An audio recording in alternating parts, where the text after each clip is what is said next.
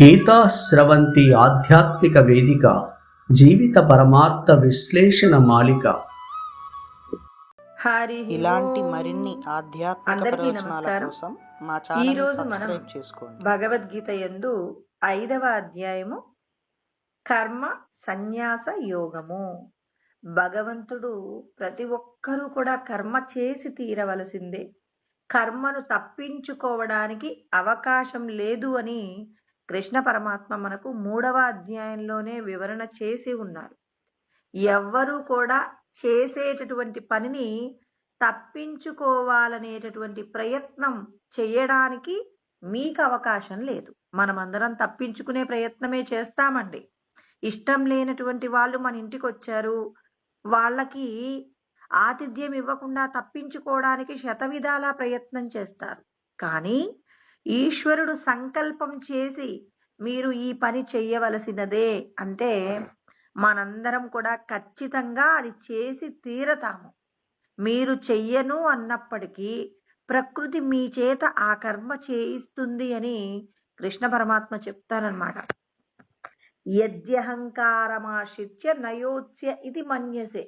మీకు స్వతంత్రం ఉంది కదా, నేను వాళ్ళని మా ఇంటికి వచ్చినటువంటి అంటే మీ ఇంటికి ఎవరైతే వస్తారో ఆ వచ్చిన వాళ్ళు మీకు నచ్చట్లేదు, నచ్చని వాళ్లకు ఆతిథ్యము అంటే మీరు భోజనం పెట్టి పంపించాల్సిన సంకల్పం పరమాత్మ చేశారు అంటే మీరు పూర్వము జన్మలలో వాళ్లకు రుణపడి ఉన్నారు. ఆ రుణాన్ని మీరు తీర్చుకోవాలి అంటే మీరు ఇష్టపడట్లేదు, వాళ్ళంటే మీకు ఇష్టం లేదు కాబట్టి ఇష్టపడటం లేదండి. కానీ పరమాత్మ అంటున్నారు మీరు ఖచ్చితంగా మీ మీ యొక్క ప్రవృత్తి ప్రకారంగా మీరు చెయ్యనంటారు. కానీ నేనేం చేస్తాను అంటే నయోత్స్య ఇతి మన్యసే ప్రకృతిస్త్వాం నియోక్షతి. మీరు నేను ఈ పని చెయ్యను అని మీరు భీష్మించుకు కూర్చున్నా ప్రకృతి మీ చేత ఆ కర్మను చేయిస్తుంది.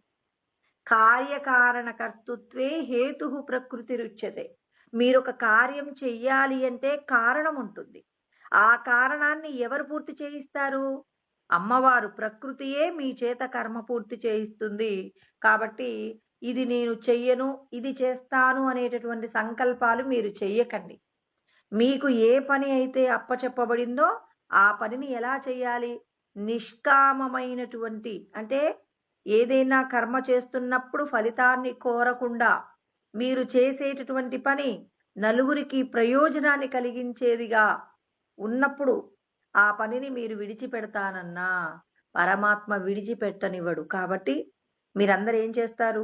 మీకు ఏ పని అయితే అప్పచెప్పబడిందో అంటే కొంతమంది అంటారు నాకు మా అత్తగారి కుటుంబం నుంచి కష్టం ఉందండి, లేకపోతే నా భర్త ద్వారా కష్టం ఉంది, లేకపోతే పిల్లల ద్వారా సుఖం లేదు, ఇలా రకరకాల విషయాలు మాట్లాడుతూ ఉంటారు.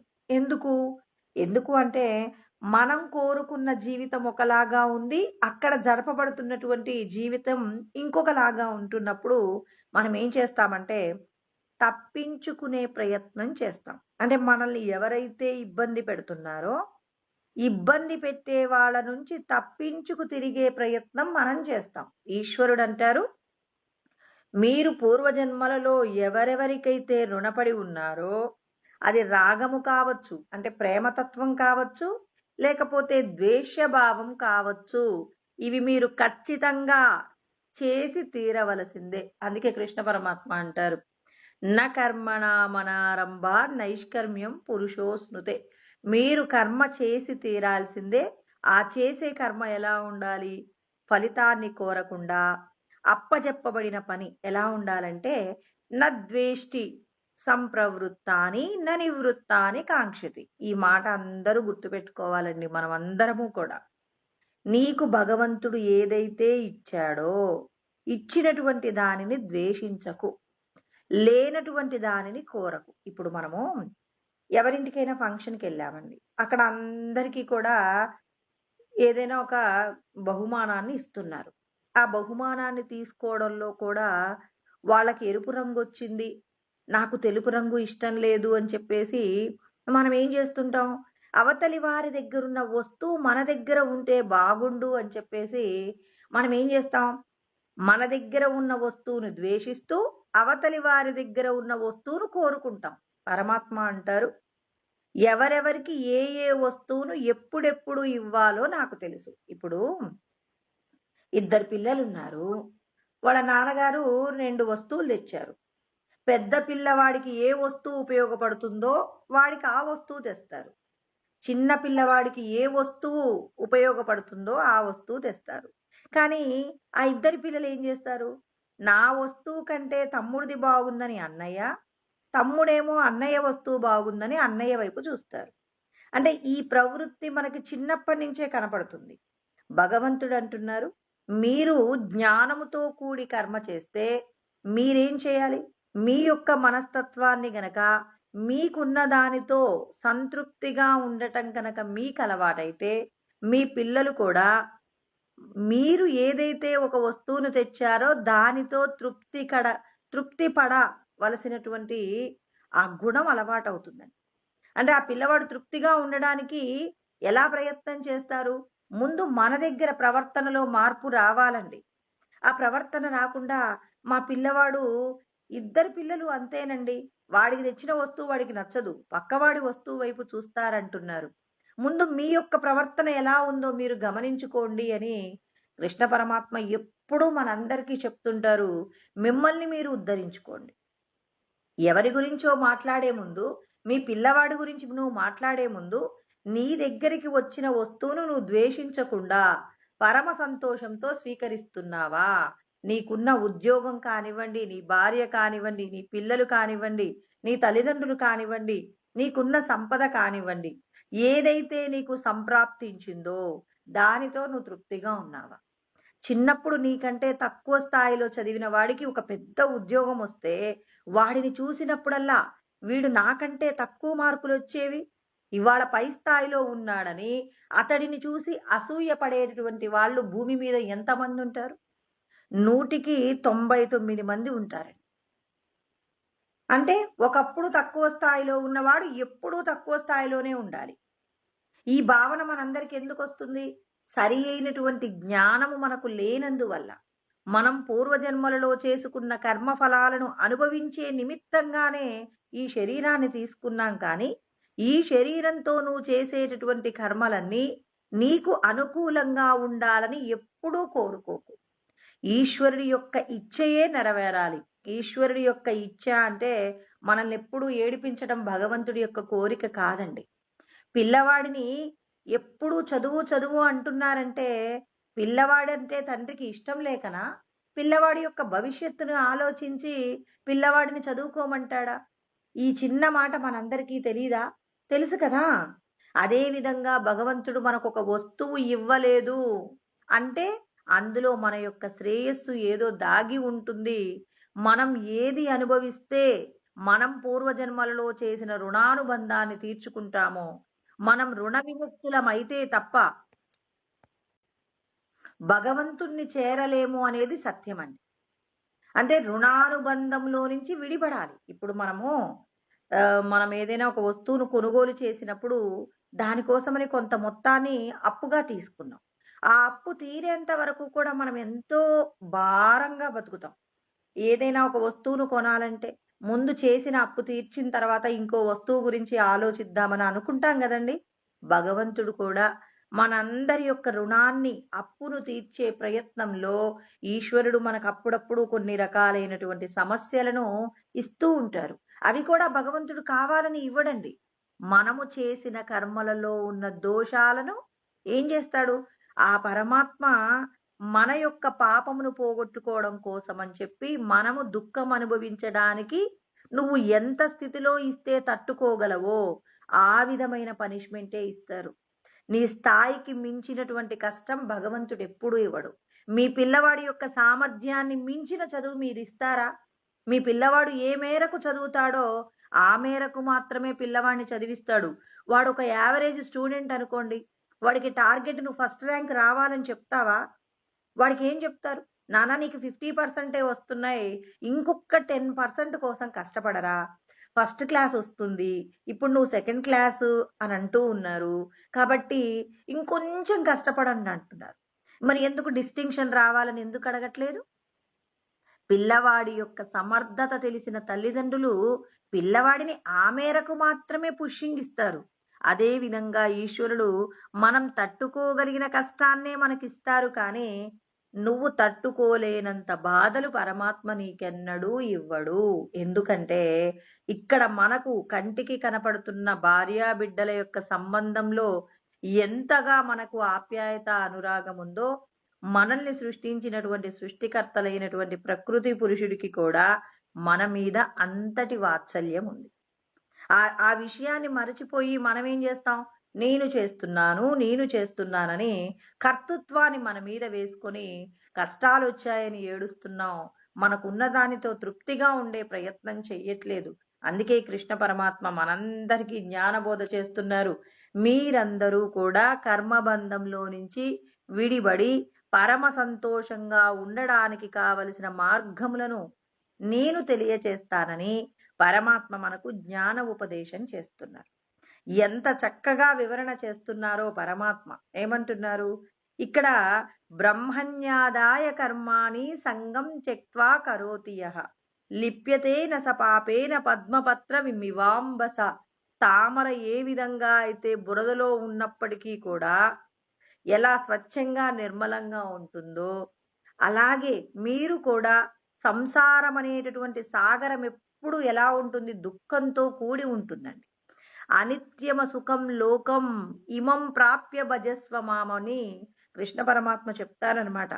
అనిత్యమ సుఖం అంటే సుఖము లేదండి. ఇంకొక చోట అంటారు పరమాత్మ, దుఃఖాలయమ శాశ్వతం అంటే దుఃఖానికి నెలవైనటువంటిది మీరందరూ కూడా సంతోషం కోసం ఎదురు చూస్తున్న సంసారం అనేది దుఃఖముతో కూడినటువంటి ఆలయము మన శరీరము. మన సంసారం అంతా దుఃఖంతోనే ఉంటుందట. మరి దుఃఖంతో కూడినటువంటి సంసారం అనేది శాశ్వతమా? కాదు. అనిత్యమ సుఖం అంటే ఇది నిత్యమైనది కాదు. కాబట్టి ఈ సుఖము నుండి బయటపడాలంటే ప్రాప్య భజస్వ మాం, నన్ను ప్రార్థించండి. నన్ను ప్రార్థించడం అంటే ఏం చేయాలి? నేను ఏదైతే చెప్పానో చెప్పిన దానిని మీరు చక్కగా ఆచరణలో పెట్టుకోవాలి. ఇప్పుడు పిల్లవాడు టేబుల్స్ నేర్చుకుంటాడండి, ఎక్కాలు నేర్చుకుంటాడు కదా. ఎక్కాలు నేర్చుకునే పిల్లవాడికి ఏం చేస్తారు అని అంటే గణన సూత్రాలు నేర్పిస్తారు. అంటే లెక్కలు అంటే ఏం చేస్తారు, పిల్లలు లెక్కలు చేయాలి కదండి. మ్యాథమెటిక్స్ ప్రాబ్లమ్స్ అన్ని కూడా క్లియర్ చేయాలి అంటే వాడికి ఏం చేస్తారు, సూత్రాలు నేర్పిస్తారు. ఇప్పుడు ఆ సూత్రాలు వాడు 1కి 100 సార్లు సూత్రాలు చదివాడు, కానీ వాటిని లెక్కలు ఎలా చేయాలో వాడికి రాదండి. రాకపోతే సూత్రం ఉండడం వల్ల ప్రయోజనమా? ఇవాళ మన జీవితం కూడా అలాగే ఉందండి. రామతీర్థ స్వామి చెప్తారనమాట, పిల్లలు సూత్రాలన్నీ నేర్చుకున్నారు, రోజుకు 100,000 సార్లు వాటిని పఠనం చేస్తున్నారు, బైహార్ట్ చేస్తున్నారు, అప్పచెప్తున్నారు. కానీ ఆ ఏవైతే గణన సూత్రాలు ఉంటాయో వాటిని ఏం చేస్తున్నారు, నిత్యకృత్యమైనటువంటి లెక్కలలో అంటే 2 జామ పండ్లకు 4 యాపిల్ పండ్లు కలిపితే ఎంత అవుతుంది అంటే పిల్లవాడు చెప్పలేకపోతున్నాడు. ఎందుకు చెప్పట్లేదు అంటే ఆ గణన సూత్రాలను వాళ్ళు నిత్య జీవితంలో వాడకపోవడం వల్ల ఏం చేస్తున్నారు, తెలుసుకున్నటువంటి జ్ఞానము సూత్రాలన్నీ నిష్ప్రయోజనం అవుతున్నాయి. ఇవాళ మన వాళ్ళు కూడా రోజు నేను పారాయణం చేస్తానండి, ప్రతిరోజు కూడా నేను చాలా విషయాలు అంటే భగవత్ సంబంధమైనటువంటి గీతాలను ఆలపిస్తూ ఉంటాను. ఇప్పుడు నేను కూడా అండి ఎప్పుడైనా 15వ అధ్యాయం భోజనం చేసే ముందు మీరు ఖచ్చితంగా చదవండి అని చెప్పేసి చెప్పాననుకోండి, చాలా మంది ఏం ఆలోచిస్తారంటే 15వ అధ్యాయాన్ని చదవడానికి చాలా కష్టపడి నేర్చుకుంటారు, చదువుతారు. ఎంతకాలం ఉన్నా కేవలం భోజనం చేసే ముందు ఆ 20 శ్లోకాలు పఠనం చేయడమే కానీ ఆ శ్లోకాలలో ఏముంది అనే విషయాన్ని తెలుసుకోవడానికి మాత్రం ఇష్టపడట్లేదు. ఇక్కడ పిల్లవాడు గణన సూత్రాలు నేర్చుకుని వాటి ద్వారా లెక్కలు చేయకపోవడం వల్ల వాడు నిత్య జీవితంలో సంతోషంగా ఎలా ఉండలేడో, మ్యాథమెటిక్స్ ని నేర్చుకోవడంలో ఎలాగైతే విఫలమవుతాడో, అదే విధంగా మనం కూడా కేవలం అర్థం లేకుండా శ్లోకాలు తర్వాత రకరకాలైన నామాలను స్మరణ చేయటం వల్ల కలిగే ప్రయోజనం చాలా అల్పమైన ప్రయోజనం. అల్పమైన ప్రయోజనం అధికమైనటువంటి ఆనందాన్ని ఇవ్వాలి. ఎలా కుదురుతుంది? దాని లోపట ఉన్నటువంటి అర్థాన్ని మనం ఏం చేయాలి? వివరణ రూపంలో తెలుసుకోవాలి. తెలుసుకున్న తర్వాత ఏం చేయాలి? ఇప్పుడు తెలుసుకోవడం చాలా మంది ఏం చేస్తారంటే అర్థాన్ని కూడా తెలుసుకుంటారండి. అర్థాన్ని తెలుసుకున్నా దాన్ని ఏం చేయాలి? ఆచరణలో పెట్టుకోవాలి. ఆచరణలో పెట్టుకోకపోతే ఏం లాభం అండి?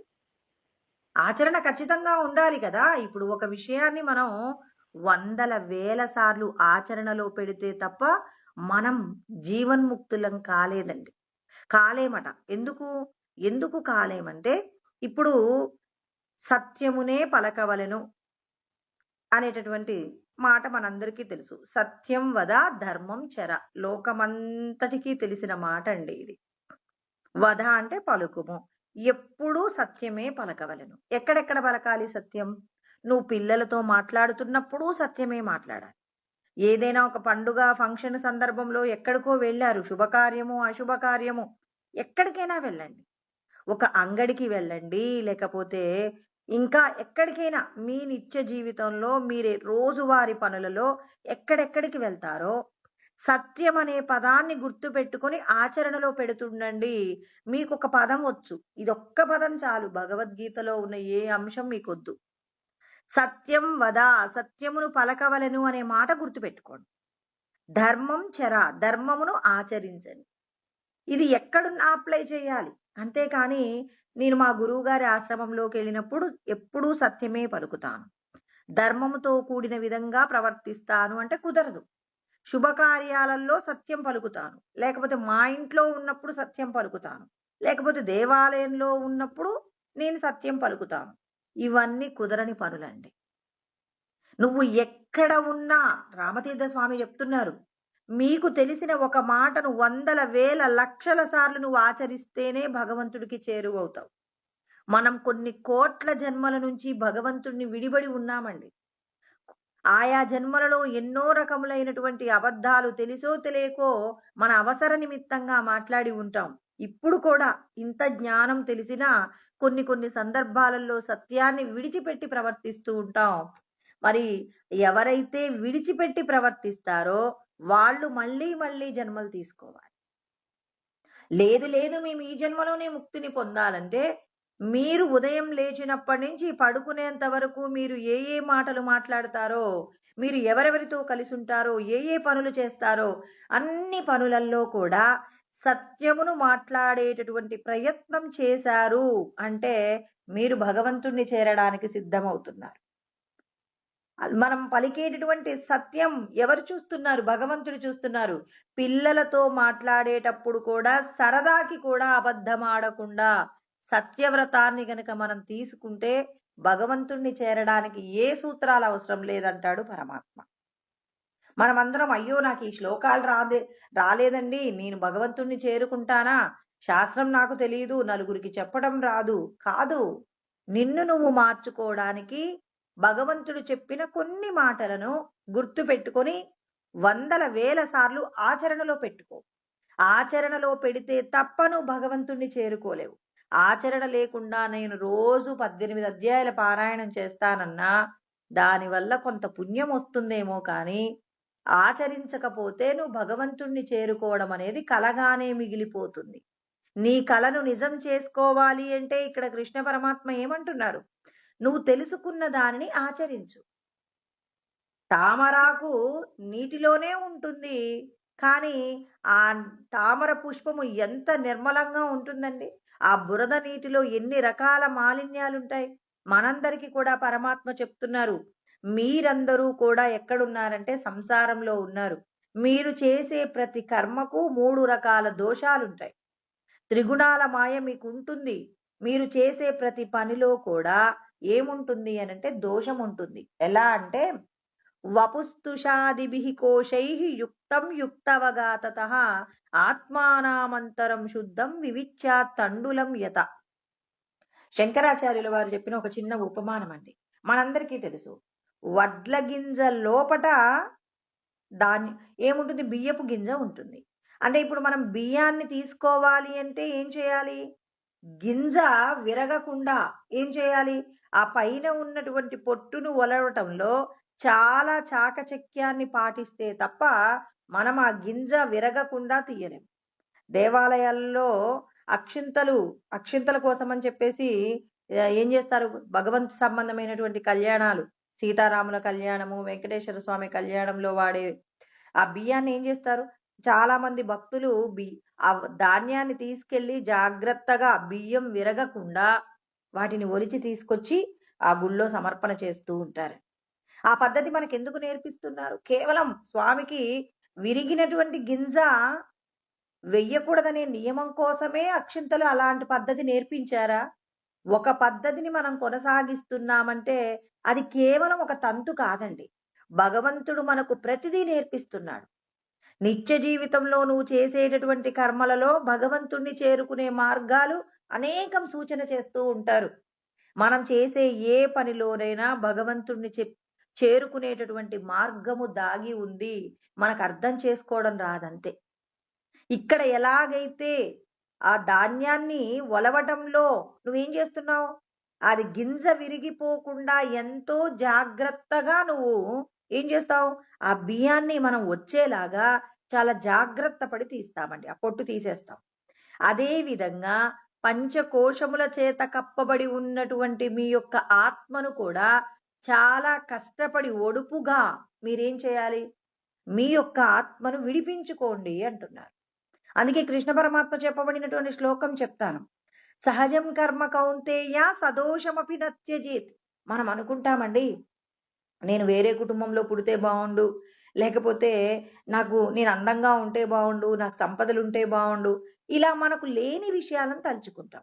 భగవంతుడు అంటున్నారు, నువ్వు ధనవంతులో ఇంట్లో పుట్టనివ్వండి, అందంగా పుట్టనివ్వండి, ఎన్ని రకాలైనటువంటి గొప్ప గొప్ప ప్రయోజనాలు మీరు ఏదైతే గొప్పది అనుకుంటున్నారో ఆ గొప్పదైనటువంటి వస్తువులో కూడా ఏముంటుంది అంటే వాళ్ళు చేసే కర్మలలో దోషం ఉంటుంది.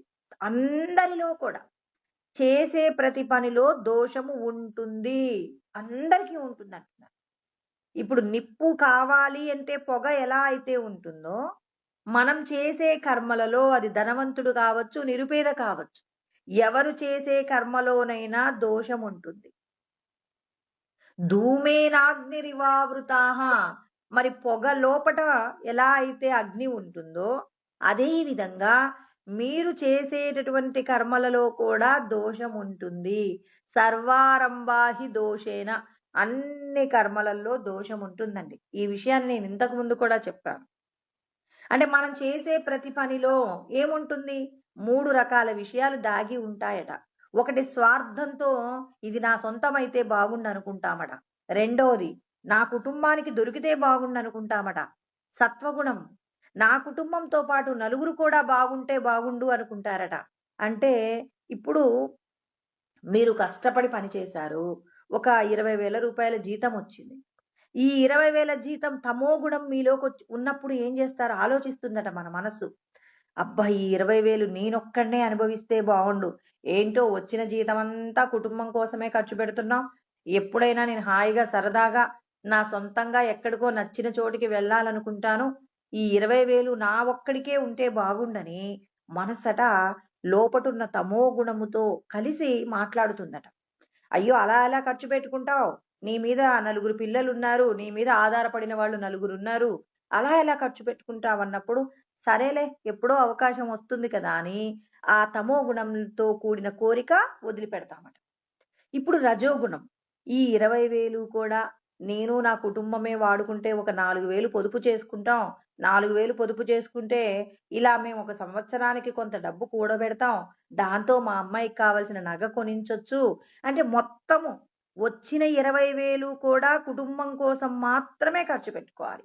ఇది రజోగుణం. ఇప్పుడు ఎవరో మీ ఇంటి ముందు వచ్చి నిలబడ్డారు చందా కోసం. అబ్బా, చందా కోసం వచ్చారా, ఇప్పుడే 20,000 రూపాయల్లో 4,000 మిగిలిద్దాం అనుకున్నాను అని అనుకున్నప్పుడు శాస్త్రం గుర్తొచ్చింది. అయ్యో, శాస్త్రం ఏం చెప్పింది? కుటుంబం కోసం ఖర్చు పెట్టిందంతా కూడా ప్రేయస్సు అంటుంది. నీ శ్రేయస్సు అంటే నువ్వు కొంత డబ్బుని ఏం చేయాలి? భగవత్ సంబంధమైన కార్యాల కోసం ఖర్చు పెట్టాలని శాస్త్రం చెప్తుంది. మరి భగవంతుడు చెప్పిన మాట మనము ఆ ఏంటి తప్పకూడదు కదా అని చెప్పి ఇష్టపూర్వకంగా నువ్వు అందులో ఒక 2000 రూపాయలు తీసి అక్కడ దైవ సంబంధమైన కార్యం కోసం ఖర్చు పెడితే ఇప్పుడు చూడండి, నీకున్న ఆదాయాన్ని మొదట నీవే అనుభవిస్తే బాగుండు అనుకున్నావు, తర్వాత నీ కుటుంబమే అనుభవిస్తే బాగుండు అనుకున్నారు. ఇప్పుడు శాస్త్రం అంగీకరించదట నేనే తింటే అని. శాస్త్రం తెలుసుకుని ఆచరణలు అంటే ఒక పనిలో ఎన్ని ఉన్నాయండి? త్రిగుణాల మాయతో కూడిన విషయాలున్నాయి. ఇలా ప్రతి కర్మలో అంటే మనం ఉదయం లేచినప్పటి నుంచి పడుకునేంత వరకు చేసే ప్రతి కర్మలో కూడా ఏమున్నాయి? దోషం ఉందట. త్రిగుణాలకు సంబంధించిన దోషం ఉంటుందట. ఇలా ఒక్కొక్క విషయానికి ఒక్కొక్క మాట మాట్లాడటంలో కూడా అండి కేవలం ఆదాయమే కాదు, మీరు మాట్లాడే మాటలో కూడా చూడండి, ఎవరైనా మన ఇంటికి వచ్చారు, వాళ్ళ అమ్మాయికి పెళ్లి కుదిరిందని చెప్పారు. ఇప్పుడు వెంటనే సంతోషం అమ్మా, ఎంతో ఎన్ని రోజుల నుంచో ప్రయత్నం చేశారు, మంచి సంబంధం దొరికింది, చల్లగా ఉండాలని చెప్పి మనస్ఫూర్తిగా ఆశీర్వాదం చేశామనుకోండి, ఇది సత్వగుణముతో కూడిన ఆశీర్వాదం అండి. ఇప్పుడు వెంటనే లోపలికి ఆలోచన వచ్చింది మనసు లోపట, ఏమని? వీళ్ళమ్మాయికి ఇంత మంచి సంబంధం ఎలా వస్తుంది? ఈ పిల్ల బాగోదు కదా, యావరేజ్గా ఉంటుంది కదా, దీనికి ఇంత మంచి సంబంధం రావటం ఏంటి? వాళ్ళ చుట్టాలు ఎవరో ధనవంతులు ఉన్నట్టున్నారు, వాళ్ళు తీసుకొచ్చినట్టున్నారు. లోపట ఏమైంది? వెంటనే అవతలి వాళ్ళ గురించినటువంటి ఒక ఏంటి తప్పుడు ఆలోచన కలిగింది. అప్పుడు మనం జ్ఞానం ఉన్నప్పుడు ఏం చేయాలి? ఈశ్వరుడు పూర్వజన్మలలో చేసిన కర్మల నిమిత్తంగా రూపము ఇవ్వటంలో కానీ, సంపదలు ఇవ్వటంలో కానీ, వాటిని అనుభవింప చేయడంలో కానీ ఈశ్వరుడి యొక్క ఆజ్ఞ, ఈశ్వరుడి యొక్క అనుగ్రహం ఉంటుంది. మనం ఎందుకు అలా ప్రవర్తించాలి? ఈశ్వరుడు ఎవరికి ఎప్పుడు ఏది ఇవ్వాలో అది ఇస్తుంటాడని శాస్త్రం చెప్పినట్టుగా మనం ఏం చేయాలి? వెంటనే వచ్చిన ఆలోచనని ఇది తప్పు, ఇలా మాట్లాడకూడదని చెప్పి వాళ్లకు సంతోషంతో మనం ఆశీర్వాదం ఇచ్చి పరమ సంతోషంతో మాట్లాడామనుకోండి, లోపట ఉన్న భగవంతుడు ఏం చేస్తాడు? నీ యొక్క కర్మలలో ఉన్నటువంటి సత్వగుణ సంబంధమైన దాని వలన నీకేమొస్తుందంటే సత్వా సంజాయతే జ్ఞానం, సత్వగుణము వలన నీకు జ్ఞానము కలుగుతుందండి. భగవంతుణ్ణి తెలుసుకోగలిగిన జ్ఞానం కలుగుతుంది. ఆ జ్ఞానం కలగాలి అంటే నువ్వు బురదలోనే ఉన్నావు. సంసారం అనేది ఎలా ఉంటుంది? దుఃఖాలయం అశాశ్వతం. అశాశ్వతమైన సంసారము దుఃఖంతో కూడి ఉంటుంది. అది అనిత్యమ సుఖం. ఇది సుఖాన్ని ఇవ్వదు. సుఖాన్ని ఇవ్వనటువంటి సంసారంలో కూడా భగవంతుడు శాస్త్రంలో చెప్పబడిన విధంగా నువ్వు చేసే కర్మను గనక 10 మంది యొక్క శ్రేయస్సు కోసం నీ యొక్క మాటను, నీ యొక్క మనస్సును, నీ యొక్క శరీరంతో చేసే కర్మలను శుద్ధంగా 10 మందికి ఉపయోగపడే విధంగా నువ్వు కర్మ చేస్తే ఆ కర్మ నీకేం చేస్తుంది? పరమశాంతిని ఇస్తుందని పరమాత్మ చెప్తున్నారు. అంటే మనకు శాంతి కలగాలి అంటే నువ్వేం చేయాలి? యుక్తః కర్మఫలం త్యక్త్వా శాంతి మాప్నోతి నైష్టికీం. అంటే ఇక్కడ మనం ఏం చేయాలి? పరమశాంతి కావాలి అనుకుంటే నువ్వేం చేయాలి? ఆశ, అనురాగం వదిలిపెట్టాలి. ఆశ ఎలా ఉంటుందో చెప్తారండి. అసలు మనందరం ఆశపడటం వల్ల ఏం జరుగుతుందంటే, రజోగుణం వల్ల ఏమొస్తుంది మనకంటే రజసస్తు ఫలం దుఃఖం. అంటే నేను నా కుటుంబమే అంటూ ఎవరైతే స్వార్థంగా జీవిస్తారో అలా జీవించే వాళ్లకు కలిగేది ఏంటంటే దుఃఖమేనండి. ఎవరికో పెళ్లి కుదిరితే, ఎవరికో ఉద్యోగం వస్తే, ఎవరో సంపదలు కొనుగోలు చేస్తే మనం ఏం చేస్తాం? అసూయ పడతాం. ఆ అసూయ మనకేం చేస్తుంది? మన లోపట దుఃఖాన్ని కలిగిస్తుంది. నీ యొక్క ఆయు ప్రమాణాన్ని వేరొకరి యొక్క క్షేమం కోసం గనక వాడకుండా అవతలి వారి యొక్క ఆనందాన్ని నువ్వు గనక దుఃఖిస్తే, అవతల వారికి ఉన్నటువంటి ఐశ్వర్యాన్ని చూసి నువ్వు దుఃఖపడితే అది నీకేమవుతుంది అంటే నీ శరీరము భూమి మీద ఎక్కువ రోజులు జీవించకుండా ఉండడానికి కావలసిన స్థితిని నువ్వు పోగొట్టుకుంటావు. మనందరం అండి అవతలి వాడికి మంచి జరిగితే చూడలేని మనస్తత్వం ఉన్న వాళ్ళు భూమి మీద నశించేటటువంటి పరిస్థితిని మనమే కొని తెచ్చుకుంటున్నాం. అవతలి వారి యొక్క స్థితిగతులు నీకెందుకు? నువ్వెందుకు వచ్చావు? అసలు మనందరం ఏంటంటే అండి, మన లక్ష్యం మనం మర్చిపోతాం. అసలు మనం భూమి మీదకి ఎందుకు వచ్చాం? పిల్లవాడు చదువుతున్నాడు. ఆ పిల్లవాడు చదువుతున్నప్పుడు వాడి లక్ష్యం వాడికి గుర్తుంది. నేను ఈ క్లాస్లో ఫస్ట్ రావాలని వాడు చదువుతున్నాడు. వాడు ఫస్ట్ రావడానికి మిగిలిన పిల్లలు బాగా చదివే పిల్లలు చదవకుండా ఉండడానికి వీడు రకరకాలైనటువంటి ఏమంటారు చెయ్యకూడని పనులు చేసి వాడు ఫస్ట్ రావాలనుకుంటున్నాడు అనుకోండి, అది పరమ నేరం అవుతుంది. అందరితో పాటు తాను కష్టపడి చదువుతూ తాను వాళ్ళందరికంటే నేను బాగా చదవాలని నలుగురికి ఉపయోగపడేలాగా అవతల వారు ఎవడైనా డౌట్ అడిగితే వాడికి డౌట్ చెప్తూ అవతలి వాడి యొక్క శ్రేయస్సు కోసం కూడా ప్రయత్నం చేస్తూ తాను క్లాస్లో ఫస్ట్ వస్తే అప్పుడు ఏమవుతుంది? అది నీ యొక్క క్లాస్లో ఫస్ట్ రావడానికి నువ్వు చేసిన ప్రయత్నం నీ పక్క వారికి కూడా ఉపయోగపడ్డప్పుడు దాని వలన ప్రయోజనం ఉంటుంది. ఇలాంటి పిల్లలు భవిష్యత్తులో ఏమవుతారు? భగవంతుణ్ణి తెలుసుకోగలిగిన గొప్ప ఉన్నతమైన స్థితిని పొందుతారు. మనం కూడా నేనొక్కడే బాగుండాలి అనుకుంటే ఏమవుతుంది? నలుగురికి చేసే మంచిని ఆపేస్తాను. నాతో పాటు నలుగురు కూడా ఎదగాలి అనేటటువంటి సంకల్పాలను మనం ఏం చేయాలి? అభివృద్ధి చేసుకోవాలి. అలా అభివృద్ధి చేసుకోకుండా మనం ఏం చేస్తాం? మన ఇంట్లో ఉన్న టీవీ పక్కింట్లో ఉండకూడదని కోరుకుంటాం. మనకున్న కారు పక్కింటి వాడికి ఉండకూడదని కోరుకుంటాం. మనకున్న కారుతో కంటే పై స్థాయిలో ఉన్న కారు పక్కింటి వాడికి ఉండకూడదని కోరుకుంటాం. అంటే ఎక్కడికి వెళ్ళినా ఏం చేస్తున్నామంటే పోటీతత్వంతో బతుకుతున్నాం. దేని యందు పోటీ ఉండాలంటే నలుగురిని బాగు చేయడంలో పోటీ ఉండాలి. ఇతరులకు మేలు చేయడంలో పోటీ ఉండాలి. ఎవరైతే ఇతరులకు మేలు చేయడంలో పోటీ పడుతుంటారో అప్పుడు వాళ్ళ యొక్క శ్రేయస్సు పెరుగుతుంది. అంటే ఎవరి బుద్ధి అయితే భగవంతుణ్ణి తెలుసుకోవడానికి కావలసినటువంటి విధంగా తయారవుతుందో, ఎప్పుడు తయారవుతుంది?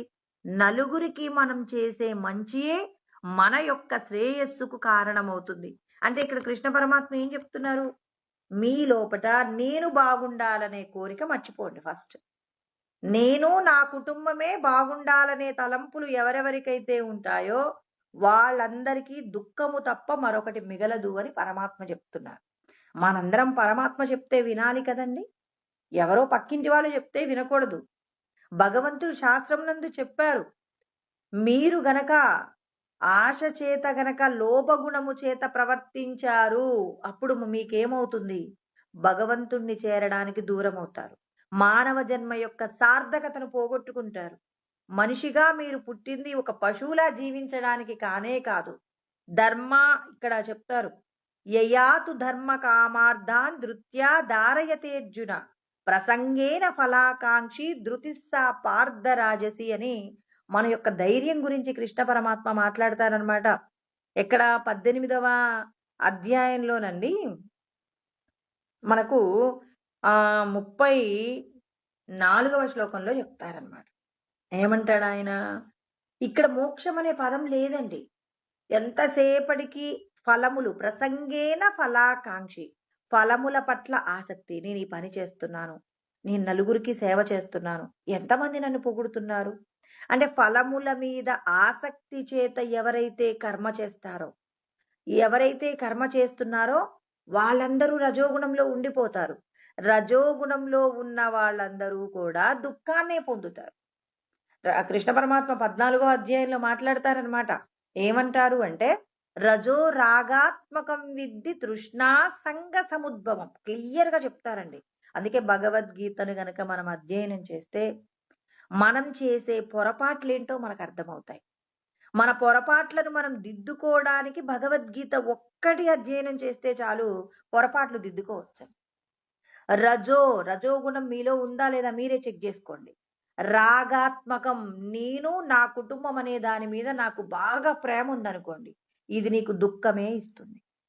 మీరు ఎంత ప్రేమగా పెంచినా, ఎన్ని వస్తువులు మీ పిల్లలకు సమకూర్చినా, మీ అంత గొప్పవాళ్ళు లేరు అని అన్న పిల్లలు ఎవరైనా ఉంటారు ఈ భూమి మీద? పోని మీరున్నారా? మీ తల్లిదండ్రులు మీరు అంటారా? ఎవ్వరూ కూడా అనరండి. ఎక్కడో ఒక చోట మా తల్లిదండ్రులు మాకు ఇది ఇవ్వలేదనే అంటారు. ఎందుకంటారు అంటే ఇది ఎవరి తప్పు కాదండి, రజోగుణం యొక్క ప్రత్యేకత. ఎందుకంటే నువ్వు రజోగుణంతోనే ఆగిపోతే ఈ సంసారమే శాశ్వతం అనుకుంటే మళ్ళీ మళ్ళీ శరీరాలు తీసుకుంటావు. ఈ శరీరాలకు సంబంధించినటువంటి కర్మ కొద్ది రోజులే ఉంటుంది కదా. ఈ శరీరం పడిపోయాక నీ యొక్క ప్రయాణం దుఃఖం కాకుండా ఉండాలంటే ఈ శరీరాలకు సంబంధించిన విషయాల మీద ఉన్న రాగం పోగొట్టుకోండి. పోగొట్టుకోను, నాకు నా కుటుంబం అంటే ఇష్టం అంటే భగవంతుడు అంటాడు, నీ కర్మ నాయన ఇలాగే ఒక 100 జన్మలు ఎత్తుతూ ఉండు, పాపాన్ని అనుభవించు, దుఃఖాన్ని అనుభవించు, అనేకమైన నీచ యోనులలోకి పోయి హాయిగా బతుకు నాయనా అంటాడు. లేదండి నాకు పశువుగా పుట్టడం ఇష్టం అంటే పుట్టు, నీ కర్మ, నేనేం చేయగలను? నీకు పరమానందాన్ని ఇస్తానురా బాబు, పరమ సౌఖ్యాలు ప్రసాదిస్తానని పిలిచి, అందుకే పెద్దవాళ్ళు ఓ మాట అంటారు, పిలిచి పిల్లనిస్తానంటే మరి రుచించదట. ఎందుకు? వాడు కోరుకున్న వస్తువు, వాళ్ళకి కావాలనుకున్న వస్తువు వాళ్ళలో లేదు అని భావన చేస్తూ ఉంటారు. అసలే తనకు ఎవరు పిల్లనిస్తాననే వాళ్ళు లేకపోతే ఎవరో ఒక మహాత్ముడు వచ్చి, అయ్యా మా కూతుర్ని ఇస్తానంటే, మీ అమ్మాయిలో నాకు కావలసినటువంటి సుగుణాలు కనిపించట్లేదండి అంటారు. అసలు పెళ్లి కాకుండా ఉండడం కంటే ఎవరో ఒక అమ్మాయిని చేసుకొని ఆ అమ్మాయిలో ఉన్న దోషాలను పోగొట్టే విధంగా అమ్మాయికి మంచి మాటలు నేర్పించుకొని నీకు అనుకూలంగా మార్చుకోవచ్చు కదా. ఈ తిరిగే పిల్లల కోసం తిరిగే ప్రయత్నం కంటే ఇస్తానన్న అమ్మాయిని చేసుకొని ఆ అమ్మాయిలో తనకు నచ్చినటువంటి గుణాలను ప్రవేశింపచేసి తనకు అనుకూలంగా తాను మార్చుకోవచ్చు కదా.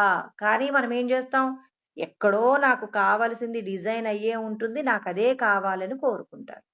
దానివల్ల అతను ఎంతో గొప్పదైన జీవితాన్ని ఏం చేస్తాడు, అనవసరమైన పిల్లల్ని వెతకడం అనే ప్రయత్నంలోనే వృధా చేసుకుంటూ ఎందుకు భూమి మీదకి వచ్చాడో విషయం మర్చిపోతున్నారు. మనమందరం ఏం చేయాలి, ఎందుకు భూమి మీదకి వచ్చాం? ఈ శరీరంతో చేసేటటువంటి ప్రతి కర్మ కూడా భగవంతుడికి నచ్చేలాగా చేసి భగవంతుడు ద్వారా మనం ఏం చేయాలి, బుద్ధి యోగమును సంపాదించుకోవాలి. చిత్త ఏకాగ్రతను పొందగలిగి తత్వ విచారణ చెయ్యగలిగినటువంటి బుద్ధిని సంపాదించుకునేలాగా మనం ఏం చేయాలి, కర్మ చెయ్యాలి. రజోగుణం మనకుంది, భార్యా బిడ్డల మీద మమకారం ఉంటుంది. ఆ మమకారంతో మీరు ఏ పనులు చేస్తారో తెలుసా? తృష్ణా సంగ సముద్భవం, నశించిపోయే విషయాల మీద మీకు కోరికలు కలుగుతాయి. భూమి మీద విడిచిపెట్టి వెళ్ళిపోయే విషయాల మీద కోరికలు కలిగి ఆ కోరికల పట్ల ఆసక్తితో మీరు ప్రవర్తిస్తారు. అది మిమ్మల్ని ఏం చేస్తుంది, తన్నిబధ్నాతి కౌంతేయ, అది మిమ్మల్ని ఏం చేస్తుంది, బంధిస్తుంది మిమ్మల్ని ఆ కర్మ సంగేన దేహినం. అంటే ఈ జీవుడు మళ్ళీ మళ్ళీ శరీరాలు పొందడానికి మీకున్నటువంటి రాగమే మిమ్మల్ని ఏం చేస్తుంది, ప్రమాదంలో పడవేస్తుంది. అలాంటి ప్రమాదంలో నుంచి మీరు బయటపడాలి అంటే ఇక్కడ కృష్ణ పరమాత్మ ప్రతి ఒక్కరికి కూడా జ్ఞాన ఉపదేశం చేస్తున్నారు. రజోగుణం చాలా ప్రమాదకరమైనది.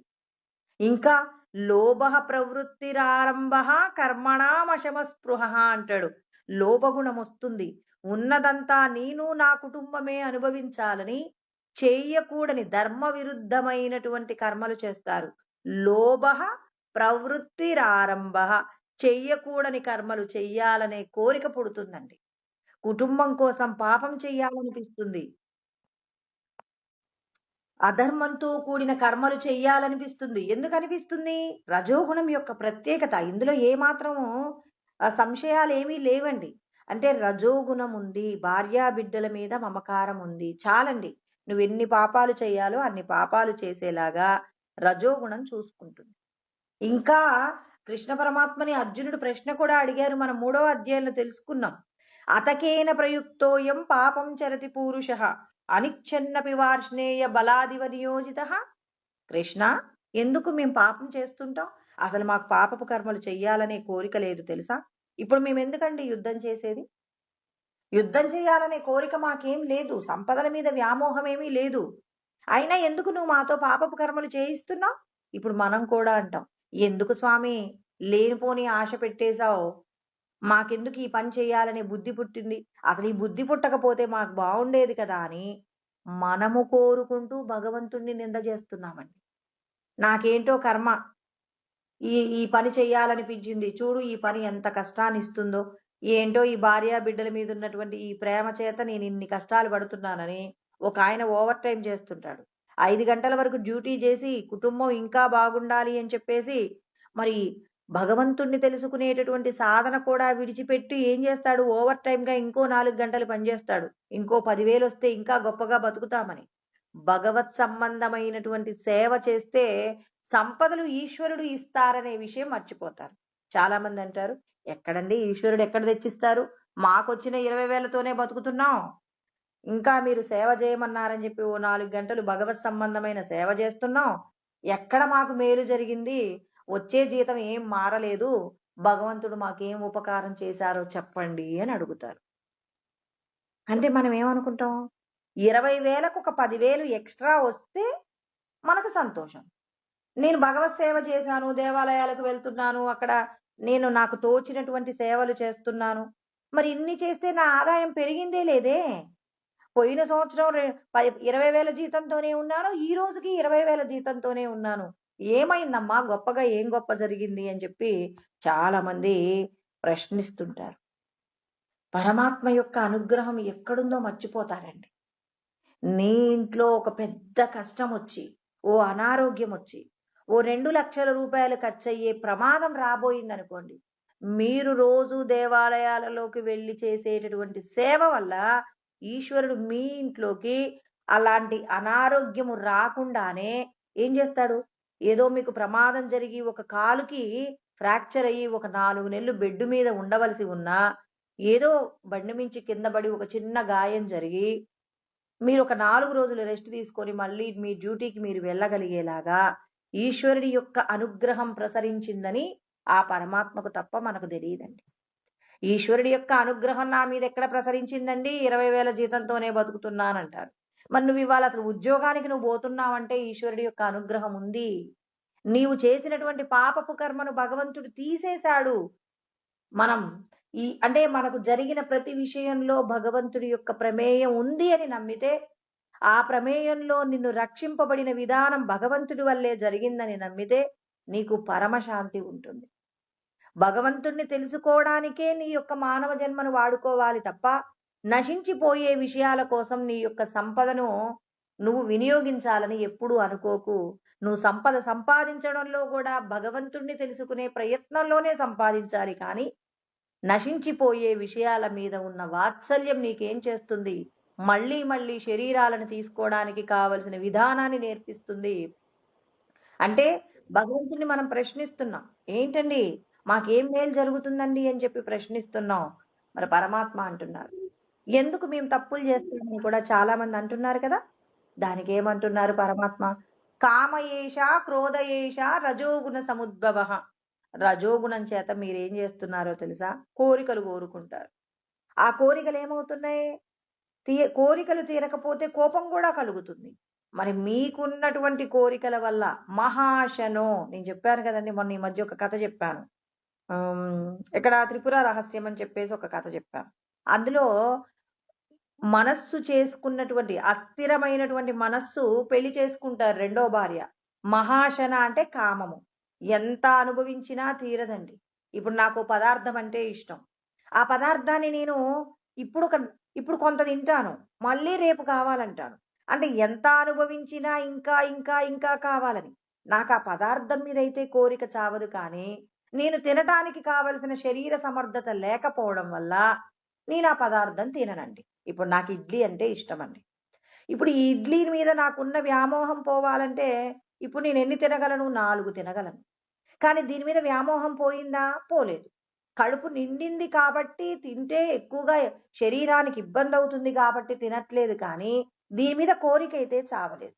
భగవంతుడు అంటారు, మరి మీకు మహాశన అంటే మీకు భగవంతుడు చూడండి, శాస్త్రంలో చెప్పబడినటువంటి గొప్ప గొప్పవైన రహస్యాలు సులభంగా మీరు ఎలా పరిష్కరించుకోవాలో ఒక్కొక్క చోట ఒక్కొక్క విధంగా ఏర్పాటు చేస్తారు. పరమాత్మ యొక్క కరుణ భగవద్గీతలోనే ప్రసరిస్తుందండి. కొన్ని శాస్త్రాలను అధ్యయనం చేయడానికి కూడా భయపడతారండి. అసలు ఏంటి మహాశన అనే భార్య ఎవరు? వాళ్ళకు పుట్టిన పిల్లలెవరు? క్రోధము లోభమా? వీటిని అసలు ఎలా జయిస్తామని ఆ శాస్త్రాలు అధ్యయనం చేస్తున్న వాళ్ళు భయపడిపోతారండి. ఆ భయపడిపోయి వీటిని పరిష్కరించడం ఎలా ఎలా అని చెప్పేసి అనుకుంటారు. ఎవరికి ఏ బాధ కలగకుండా భగవద్గీతను అందించారండి కృష్ణ పరమాత్మ దయతో. ఒక్కొక్క విషయాన్ని మనకు చాలా సున్నితంగా సునిశితంగా పరిశీలన చేసి మనము మన యొక్క సమస్యలో నుంచి బయటపడడానికి మార్గాలు ఎన్ని విధాలుగా చెప్తాడండి భగవంతుడు. భగవద్గీతను అధ్యయనం చేస్తే తప్ప మనం ఇంద్రియాలను గెలవలేము. ఇంద్రియాలను గెలిస్తే తప్ప ఈ శరీరంలో ఉన్న భగవంతుడిని తెలుసుకోలేమండి. భగవంతుని తెలుసుకోవాలంటే మహాశన, ఒక వస్తువు మీదున్న కోరిక నీకెందుకు కలుగుతుంది? ఈ దేహమే నేను అనే అభిమానం నీకు ఉండడం వల్ల. ఆ అభిమానం ఉండడం వల్ల ఏమవుతుంది? కోరిక కలుగుతుంది. ఆ కోరిక మీద ఆసక్తి కలుగుతుంది. ఆ కోరిక తీరకపోతే కోపం వస్తుంది. కోపం వల్ల దుఃఖం వస్తుంది. చూడండి, భగవంతుడు ఎంతగా మనందరి మీద దయతో ఎన్ని విషయాలు వివరణ చేస్తున్నారు. ఇంతకంటే సులభంగా చెప్పగలిగిన గ్రంథం ఈ భూమి మీద లేదండి. ప్రపంచ ప్రామాణికమైన గ్రంథము భగవద్గీత ఎందుకయిందంటే, సంసారం అనే సాగరంలో నుంచి బయటపడడానికి భగవంతుడు మనందరికీ పోసినటువంటి అమృత ధారయే భగవద్గీత. దీని నుంచి, సంసారంలోంచి బయటపడడం అంత ఈజీ కాదు. ఒక్కొక్క విషయాన్ని మీరు పరిశీలన చెయ్యండి. ప్రతి కర్మలో, నేను మాట్లాడే మాటలో, నేను చూసే చూపులో, నేను వినేటటువంటి విషయంలో, ఇలా నేను చేసే ప్రతి పనిలో దోషం ఉంటుందట. దీనిని నేనేం చేయాలి? నలుగురికి మేలు కలిగేలాగా మనమే కర్మను మార్చాలి. వడ్ల గింజలో ఉన్నటువంటి బియ్యపు గింజ విరగకుండా మీరు జాగ్రత్త పడి బియ్యపు గింజలను ఏరిపెట్టినట్టు, మనం కూడా ఏం చేయాలి? ఈ కర్మలలో, మనం చేస్తున్నటువంటి కర్మలలో దోషము అంటకుండా మనం ఈశ్వరుడి యొక్క అనుగ్రహం చేత మన కర్మ నుండి బయటపడడానికి ప్రయత్నం చేయాలి. మనం మాట్లాడే మాటలో స్వార్థం లేకుండా చూసుకోవాలి. మనం మాట్లాడే మాటలో అసత్యం లేకుండా చూసుకోవాలి. మనం మాట్లాడే మాట అవతలి వారికి మేలు కలిగించేదిలాగా మాట్లాడాలి. ఒక్కొక్కసారి అవతలి వారికి మేలు కలిగించేలాగా చేసినా అవి మనకి పెను ప్రమాదంలాగా మారతాయి. వాటి వల్ల మనకు తెలియకుండానే మనకు ఏమవుతాయి? పాపములు అంటుకుంటాయి. అందుకే ఏదైనా ఒక పని చేస్తున్నప్పుడు నేను చేస్తున్నానని కాకుండా ఈశ్వరుడు నాతో చేయిస్తున్నారని కర్మ ఫలాలను ఈశ్వరుడికి సమర్పణ చేశామనుకోండి, ఇప్పుడు హాయిగా మనం ఏం చేయొచ్చు? మన కర్మలలో చేసినటువంటి, అంటే మన కర్మలలో ఉన్న దోషాలు మనకంటకుండా, మనం చేసిన కర్మలలో వచ్చిన పుణ్యాలు మనకంటకుండా భగవంతుణ్ణి చేరుకోవాలంటే నీ ఖాతాలో పాపము ఉండకూడదు, పుణ్యము ఉండకూడదు. పాపము పుణ్యము రెండూ లేకుండా ఇదంతా ఈశ్వరుడే నాతో చేయిస్తున్నారని మనం కర్మ చేశామనుకోండి, అప్పుడు నువ్వు ఎక్కడికి వెళ్ళగలవు? హాయిగా భగవంతుణ్ణి చేరుకోగలవండి. సర్వకర్మాణి మనసా సన్యస్యాస్తే సుఖం వశి, నవద్వారే పురే దేహి నైవ కురువన్న కారయన్ అంటారు. ఇక్కడ కృష్ణ పరమాత్మ చెప్తారనమాట. నవద్వారము అంటే ఇప్పుడు మనందరము కూడా 9 ద్వారములు కలిగినటువంటి ఇంట్లో ఉంటున్నామండి. మనం అందరం ఉన్నామన్నమాట. మరి ఈ 9 ద్వారాలు అంటే 2 కళ్ళండి, 2 ముక్కు రంధ్రాలు, 2 చెవులు, తర్వాత నోరు, ఇంకా మల మూత్ర విసర్జన చేసేటటువంటి ద్వారం. ఇప్పుడు మనకి 9 ద్వారాలు ఉన్నాయి. మరి ఈ 9 ద్వారాలలో ఇప్పుడు రాజుగారు సంతోషంగా ఆయన శయన మందిరంలో నిద్రపోవాలండి. నిద్రపోవాలి అంటే ఆయన ఏం చేస్తాడు? ఒక కోటను ఏర్పాటు చేసుకుంటాడు. ఆ కోటకి రక్షక భటులను ఏర్పాటు చేస్తాడు. రక్షక భటులు శత్రువులు లోపలికి రాకుండా వాళ్ళు సిద్ధంగా ఉన్నంత కాలం రాజుగారు తన యొక్క అంతఃపురంలో సుఖంగా నిద్రపోతాడు. మనం కూడా సుఖంగా నిద్రపోవాలంటే ఈ 9 రంధ్రాలకు సంబంధించి మనం ఏం చేయాలి? ఉన్నటువంటి ఇంద్రియాలు ఉన్నాయి కదండి, ఈ ఇంద్రియాలను గనక మనం జాగ్రత్తగా కంట్రోల్లో పెట్టుకుంటే ఇప్పుడు మనం హాయిగా ఉండొచ్చట. అంటే 9 రంధ్రముల యొక్క పనితీరును గనక జాగ్రత్త పెట్టుకుంటే మీరు ఈ శరీరంలో సంతోషంగా సుఖంగా బతకొచ్చు. ఎలా బతకాలో పరమాత్మ నేర్పిస్తున్నారు. అందుకే ఎన్నిసార్లు చెప్పారు? తస్మాత్వమింద్రియాణ్యాదౌ నియమ్య భరతర్షభ. ఏమన్నాడు ఆయన? మీరు ఇంద్రియాలను నిగ్రహించండి. పాప్మానం ప్రజహీనం జ్ఞాన విజ్ఞాన నాశనం. భగవంతుడి యొక్క జ్ఞానాన్ని, అంటే ముక్తి పొందడానికి కావలసిన ఆధ్యాత్మిక జ్ఞానాన్ని తెలుసుకున్న కొంతమంది తెలుసుకుంటారు పాపం. తెలుసుకున్న దాన్ని ఆచరణలో పెట్టుకోలేరండి పాపం. ఎన్నో శాస్త్రాలు వస్తాయి, కానీ ఆ శాస్త్రాలను ఆచరణలో పెట్టుకోలేరు. ఎందుకు పెట్టుకోలేరంటే, ఇక్కడ ఒక వ్యక్తికి శాస్త్రాలన్నీ తెలుసు, కానీ శాస్త్రములలో చెప్పబడిన విధంగా ఆచరించలేడు. ఆచరించకపోవడానికి ఎవరు అడ్డుపడుతున్నారు అంటే నాలుక ఉందండి. ఇప్పుడు మన నాలుక ఏం కోరుకుంటుంది? రుచికరమైన పదార్థాన్ని కోరుకుంటుంది. ఇప్పుడు నాలుకని గెలవడం ఆయన వల్ల కాలేదు. కనపడిన ప్రతి పదార్థము తినాలి అనుకుంటున్నాడు. కనపడిన ప్రతి పదార్థం తినడం వల్ల ఏమవుతుంది? రజోగుణ తమోగుణ ప్రవృత్తి పెరుగుతుంది. భగవంతుడు కొన్ని పదార్థాలు తినకూడదు అని చెప్పారండి. ఏ ఏ పదార్థాలు తినకూడదన్నారు? మరి ఆయన చెప్పారు, కట్వాంల లవణాత్యుష్ణ తీక్ష్ణ రూక్ష విదాహిన ఆహార రాజసశ్రేష్టాహ దుఃఖ శోకామయ ప్రదాహ.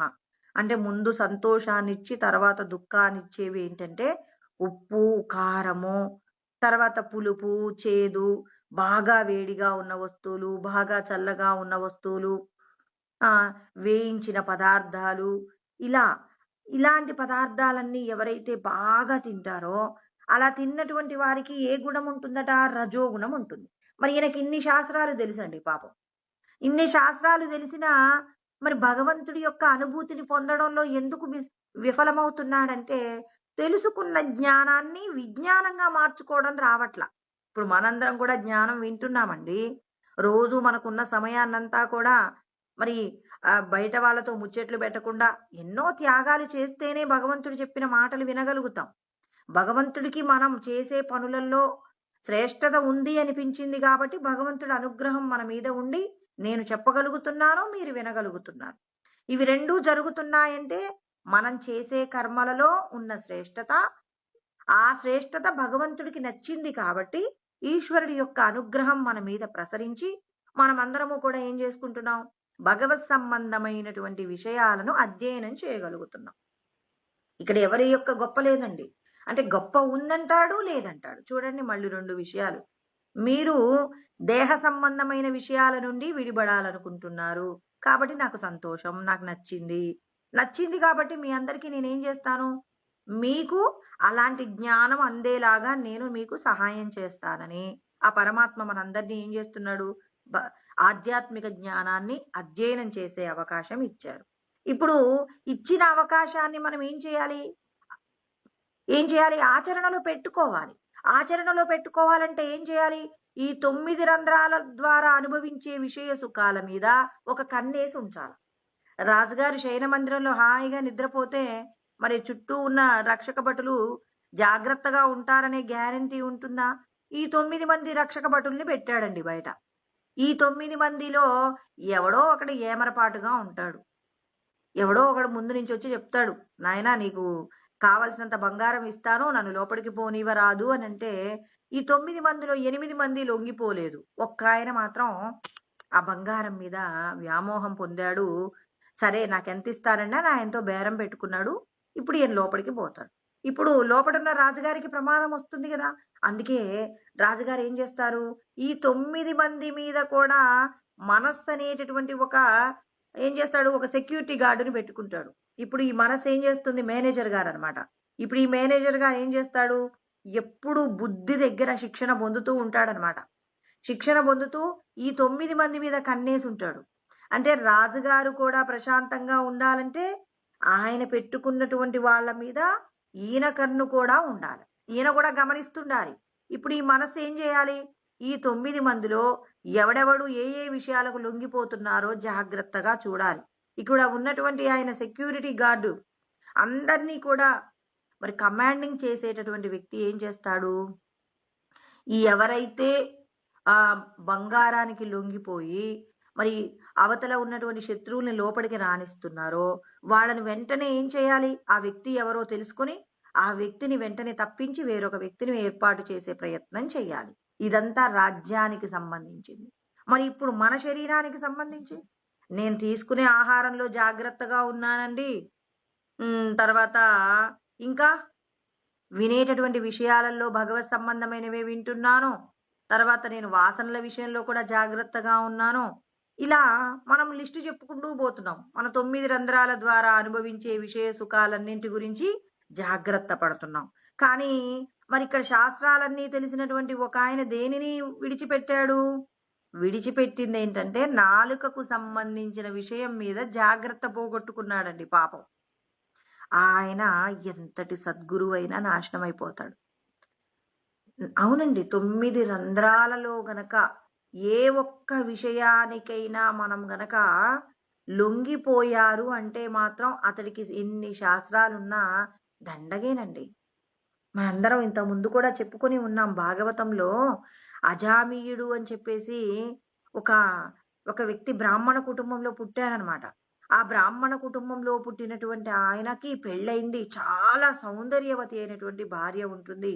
నిరంతరం భగవత్ సంబంధమైనటువంటి వేదాలు, ఉపనిషత్తులు ఇవన్నీ అధ్యయనం చేస్తూ ఉంటాడు. ప్రతిరోజు కూడా లోకాన్ని ఉద్ధరించే నిమిత్తంగా యజ్ఞయాగాది క్రతువులు చేస్తారనమాట వాళ్ళ నాన్నగారు ఆయన. అయితే ఒకరోజు వాళ్ళ నాన్నగారు కొడుకుని దర్భల కోసం అని చెప్పేసి పంపిస్తారండి. దర్భల కోసం పంపిస్తే ఆ దర్భలు తెచ్చుకోవడానికి పొద్దున్నే వెళ్తారు. అక్కడ మరి లోకంలో మరి అనేక రకాల వృత్తుల వాళ్ళు ఉంటారు కదా! బ్రాహ్మణులతో పాటు క్షత్రియులు, వైశ్యులు, శూద్రులు అందరూ ఉంటారు కదా! అందులో ఒక స్త్రీ ఏం చేస్తుంది? కళ్ళు అమ్మేటటువంటి ప్రయత్నం చేస్తున్నప్పుడు ఒక పురుషుడు ఆమె దగ్గర కళ్ళు తీసుకోవడానికి వచ్చి వాళ్ళిద్దరి మధ్య కూడా కామ సంబంధమైనటువంటి చర్య జరుగుతుంది. అలా జరిగినప్పుడు ఇతడు చెవి ద్వారా ఏదో శబ్దం వచ్చినట్టు అనిపించింది అని చెప్పి ఆయన దర్భలు కోసుకుంటున్న సందర్భంలో ఏం చేశాడు? ఆ దర్భలు కోసుకునే విషయాన్ని ఆపి, అంటే చెవి ద్వారా విన్న విషయాన్ని అతని మనసుకు ఏదో ఎప్పుడూ విననటువంటి ఒక ఇతనికి ఆనందం కలిగించినటువంటి ఒక శబ్దాన్ని విన్నాడనమాట. ఆ శబ్దము చేత ఏం జరుగుతుందని వెళ్ళి చూశాడు. అక్కడ చూడకూడనటువంటి విషయాన్ని చూడగానే ఇక అతను వెనక్కి మళ్ళీ వెళ్ళిపోతున్నాడు. కానీ ప్రతిరోజు భగవత్ సంబంధమైనటువంటి ఆ ఉపనిషత్తులు, తర్వాత రకరకాలైనటువంటి ఆ భగవత్ సంబంధమైనటువంటి విషయాలను నెమరవేసుకునేటటువంటి వ్యక్తి ఇప్పుడు చెవి ద్వారా విన్న శబ్దాన్ని, కంటి ద్వారా చూసిన విషయాన్ని 1కి 10 సార్లు మననం చేస్తున్నప్పుడు అతడు ఇంటికి వెళ్ళాక అతడు పడుకుంటే నిద్ర పట్టట్లేదండి. ఎలాగైనా ఆ స్త్రీ దగ్గరికి నేను వెళ్ళాలి అని చెప్పేసి కామ సంబంధమైన కోరిక చేత తెల్లవారుజామున లేచి ఆమె ఎక్కడ ఉంటుందో తెలుసుకొని ఆమె ఉన్న ఇంటికి వెళ్ళిపోయాడు. అక్కడికి వెళ్ళిన తర్వాత ఆమె అన్నది, నేను నీకు కావాలి అంటే నేను ఏం తినమంటే అది తినాలి, నేనేం చేయమంటే అది చేయాలంటే చేస్తానని ఆమె కళ్ళు పాత్ర ఇచ్చింది. కళ్ళు తాగాడు. మాంసం తినమన్నది. మాంసం తిన్నాడు. ఇక ఆమెతో ఉంటూ భార్య, తల్లిదండ్రులు అన్నీ వదిలిపెట్టాడు. ఇంకా పైగా తల్లిదండ్రుల దగ్గర ఉన్నటువంటి సంపద కూడా తెచ్చేసుకొని ఇక్కడ 9 మంది పిల్లలతో అతను జీవించాడు. చూడండి, భార్య, బిడ్డలు పూర్వజన్మలలో ఎంత పుణ్యం చేస్తే బ్రాహ్మణ కుటుంబంలో పుట్టాడు. అక్కడ ఆయనకు ఉన్నటువంటి భార్య అప్సరస. కానీ అతనికి ఎవరి మీద వ్యామోహం కలిగింది అంటే అక్కడ ఉన్నటువంటి కళ్ళమ్ముకునేటటువంటి స్త్రీ మీద కలిగినటువంటి కామ సంబంధమైనటువంటి కోరిక తానేం చేసింది? తన కుటుంబాన్ని విడిచిపెట్టగలిగినటువంటి స్థితికి వెళ్ళిపోయాడు. అంటే ఇక్కడ చూడండి, భగవంతుణ్ణి తెలుసుకోగలిగిన భాగ్యం ఉన్న కుటుంబంలో పుట్టి ఇంద్రియాలు, ఆయనకి శాస్త్రం తెలియదా? అనేక శాస్త్రాలు తెలుసు. దేహ సంబంధమైనటువంటి అభిమానం విడిచిపెట్టాలని తెలుసు. భగవంతుణ్ణి చేరుకోవాలి అనంటే ఆచరణయే ముఖ్యమని తెలుసు. కానీ ఇక్కడున్న 9 రంధ్రాలలో ఒక రంధ్రం వైపు ఏమైంది? ఒక రంధ్రం చూడండి, పడవలోకి నీళ్లు రానంత వరకే ప్రయాణం సులభంగా జరుగుతుంది. ఒక్క రంధ్రం పడినా పడవలోకి నీళ్ళు వస్తే ఏదో ఒక రోజున ఆ పడవ మునిగిపోయినట్టుగా, అంటే కొంత ప్రయాణం తర్వాత ఆ పడవ మునిగిపోయినట్టుగా ఇతడు చూడండి, ఇన్ని శాస్త్రాలు తెలుసుకున్నాడు, దేహ సంబంధమైన శౌచం పాటించాడు, ప్రతిరోజు భగవత్ సంబంధమైన ఆరాధన చేస్తాడు. కానీ తనకున్న ఇంద్రియాలను నిగ్రహించడంలో అతడేమయ్యాడు? విఫలమయ్యాడు. అజామీయుడి కథ అండి. మరి ఇక్కడ చూడండి, మనం కూడా అంతే. ఇక్కడ మనం అందరం అనుకుంటాం, నేను పద్ధతిగా ఉన్నాననుకుంటాం, నేను మాటలు జాగ్రత్తగా మాట్లాడుతున్నాను, అబద్ధాలు మాట్లాడట్లేదు, జాగ్రత్తగా మాట్లాడుతున్నాను, తర్వాత ఈ అనవసరమైన విషయాల జోలికి వెళ్ళట్లేదు, ఈ భగవంతుడు ఏదైతే అనుభవించమంటున్నాడో ఉన్నదానితో తృప్తిగా ఉంటున్నానని ఎన్నో ఆలోచిస్తాం. కానీ ఒక పదార్థాన్ని తీసుకోవడంలో మితం దాటామనుకోండి, నాకు ఇష్టమైన పదార్థాన్ని తినడంలో అవసరాన్ని మించి ఒక ముద్ద ఎక్స్ట్రా తిన్నాను, కూర రుచిగా ఉంది, ఒక ముద్ద ఎక్కువగా తిన్నాను అనుకోండి, భగవంతుడి నియతి తప్పానండి. భగవంతుడి నియతి తప్పితే ఏమవుతుంది? ప్రమాదం వస్తుంది. వినకూడని విషయాలు వినకూడదన్నారు, విన్న విషయాలు 1కి 4 సార్లు మననం చేశాం. ఆ మననం చేయడం వల్ల లోపట ఏమైంది? దుష్ట సంస్కారాలు ఏర్పడ్డాయి. ఇంకా మనం ఇలా కళ్ళతో చూసేటటువంటి విషయాలు వెంటనే అలా చూసిన విషయాన్ని ఇలా విడిచిపెట్టడం రాలేదు. రానప్పుడు ఆ ఏదైతే చూసామో, ఏదైతే విన్నామో, ఏదైతే అనుభవించామో వాటిని మళ్ళీ, మళ్ళీ, మళ్ళీ మననం చేశామండి. అందుకే దేహము శాశ్వతం కాదు. దేహబంధాలన్నీ కొద్ది రోజులే ఉంటాయి. ఇవన్నీ ఒకరోజు మనం విడిచిపెట్టి వెళ్ళాలని అనుక్షణం నీకేం గుర్తుండాలి?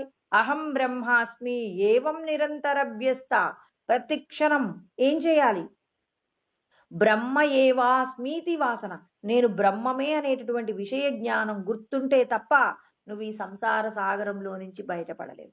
సంసారంలో నుంచి బయటపడాలి అంటే నీకేం గుర్తుండాలి? నేను ఈ దేహం కాదు. ఈ దేహంలో ఉన్నన్ని రోజులు ఉండి నా సాధన కోసం ఈ దేహాన్ని వాడుకొని నేను ముక్తిని పొందాలనేటటువంటి లక్ష్యం నీకు గుర్తుంటే తప్ప ఈ దేహ సంబంధమైన సుఖాల నుంచి బయటపడలేవు. నాలుకతో తినకూడని పదార్థాలు తింటే ప్రమాదం. తినకూడని పదార్థం అనగానే మాంసాహారం అనుకోకండి. ఉప్పు కారాలు అధికంగా తినడం కూడా భగవంతుణ్ణి చేరుకోవడానికి కావలసిన స్థితిని పోగొట్టుకుంటావు. నువ్వు ఉప్పు కారాలు అధికంగా తింటే నీలో లోభగుణం వస్తుంది. లోభ ప్రవృత్తిరారంభ కర్మణామశమస్పృహ. నీకు మనశ్శాంతి ఉండదు. నీకెప్పుడు నిరాశ. ఏది తింటున్నా ఇంకేదో కావాలనే నిరాశ ఉంటుంది. మనందరం విచారణ చేసుకోవాలి. ఎందుకు నాకు ఆనందం లేదు? ఆనందం లేకపోవడానికి కారణం ఏంటి అంటే నీ మనసులో కోరకూడనటువంటి ఒక ఏదో, అంటే నీకు సాధ్యం కాని కోరికను కోరుకుంటున్నావు.